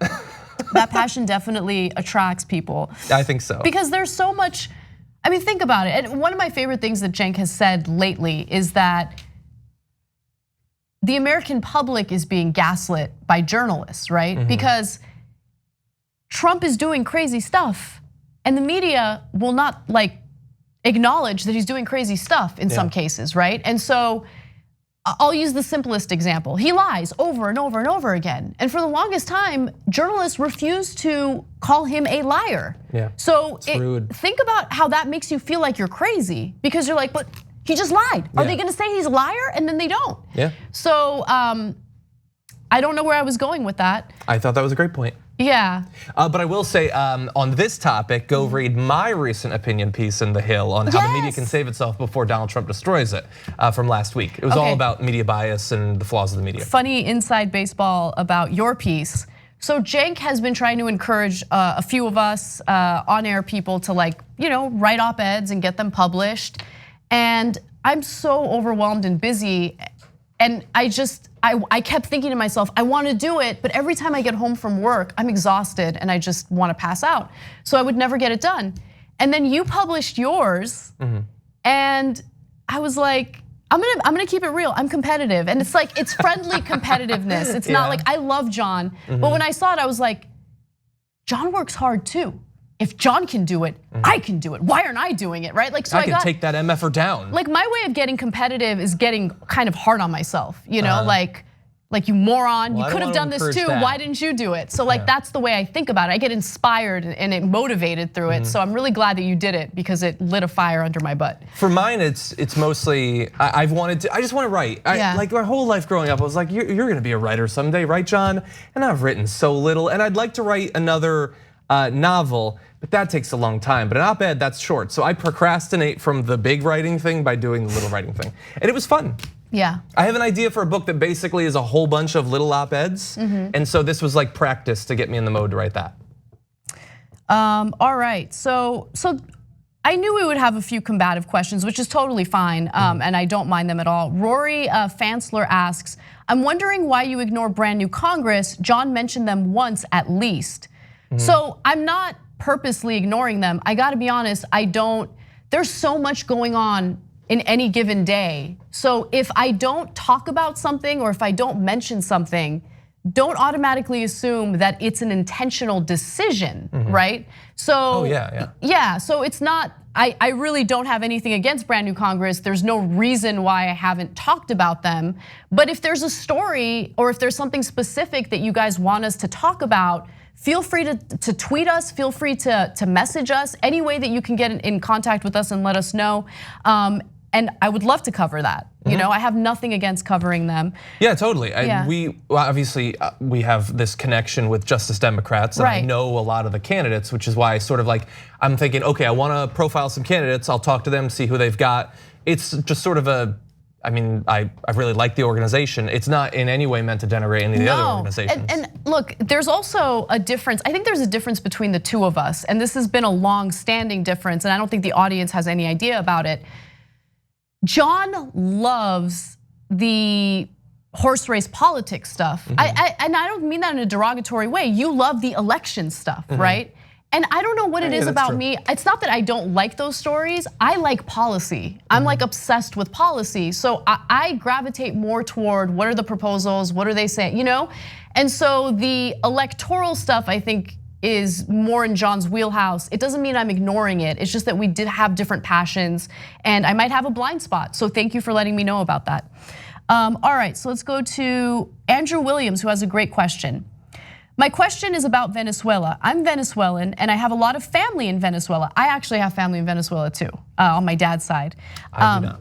When people on the left constantly support the Maduro regime and the Bolivarian revolution as if it was an actual leftist movement as opposed to a weaponization of leftist rhetoric to institute the kleptocracy, it infuriates me. How can we solve this problem on the left? Andrew, I don't know. And it's frustrating. The Venezuela story, especially like, we covered it obviously. There are extremes on both sides, as there often is with political issues. And it's as if criticizing Maduro somehow means that you are encouraging the United States to invade Venezuela. I'm very clear and on the record, I do not support invading Venezuela. And I was very clear in the videos that we did on the story. But at the same time, I know what's going on with Maduro, right? I know how much people in Venezuela are struggling, and I know how much, I know about the things that he's done, especially because I have family members there. And I had a conversation with a few of them because I wanted to get their take on whether or not they consider Maduro a dictator. Because I called him a dictator on the show once, and then some people were offended by that and they thought, that's not right, he's not a dictator. So I asked my family members, they're on the ground, they know what it's like there. And they're like, yeah, calling him a dictator goes too far, but we are really suffering. This is not some sort of like leftist utopia that some in the US are making it out to be, which I thought was a fair analysis of what's really going on. So I really appreciate that question. I can't change other people's minds on it. It's been an ongoing debate, and there are some components of the left that just refuse to acknowledge that Maduro is not a good person. I think I only did a couple of videos about Venezuela. I don't even know if there were, and this might actually frustrate the person sending the question, I don't even know if there was clear criticism of Maduro. Basically, all my coverage was, here's what's happening, let's not have a war with them. That was literally it. And despite that being the only coverage I had, I got tweets and still get tweets that I was pushing for war in it. I know. When literally the only thing I said in the videos was, I have no interest in any sort of military conflict there. So it can be frustrating, especially when it comes to international stories. Generally, people in the media, and I would say even especially in online media, don't talk about it very much. We have a focus on domestic stuff. But my issue is, one of the reasons it doesn't get talked about very much is that most people who do this sort of thing, where they sit and they make a video and they turn it into bites, they put it on the internet, have effectively no information about the internal politics of any of these countries, which should induce a level of humility in talking about it. But very often, if it feels like there's some narrative that you can tie this country that you don't know about into something that you say about the US, we'll just do that and feel very confident about it. I don't feel confident talking about countries that I don't know anything about, and so generally I avoid it, or I bring in an expert from that country, have them Skype in from wherever.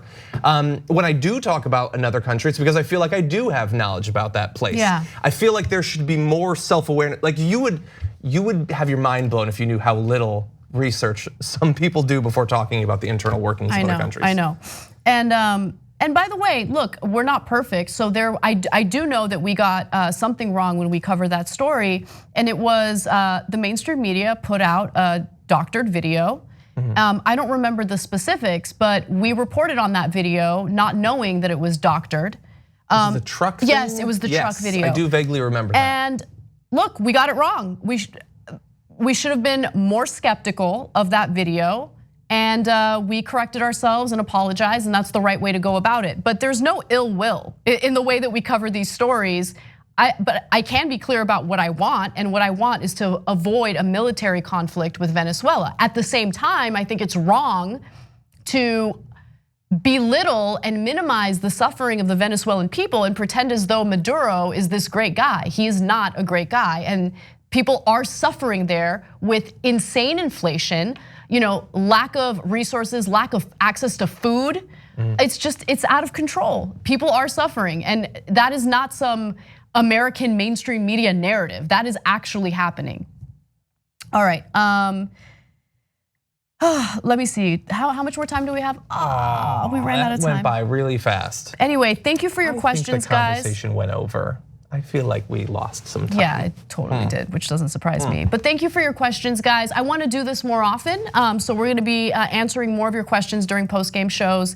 Again, thank you, and thank you to John for stepping in for Cenk. Hope you guys enjoyed, and we'll see you soon.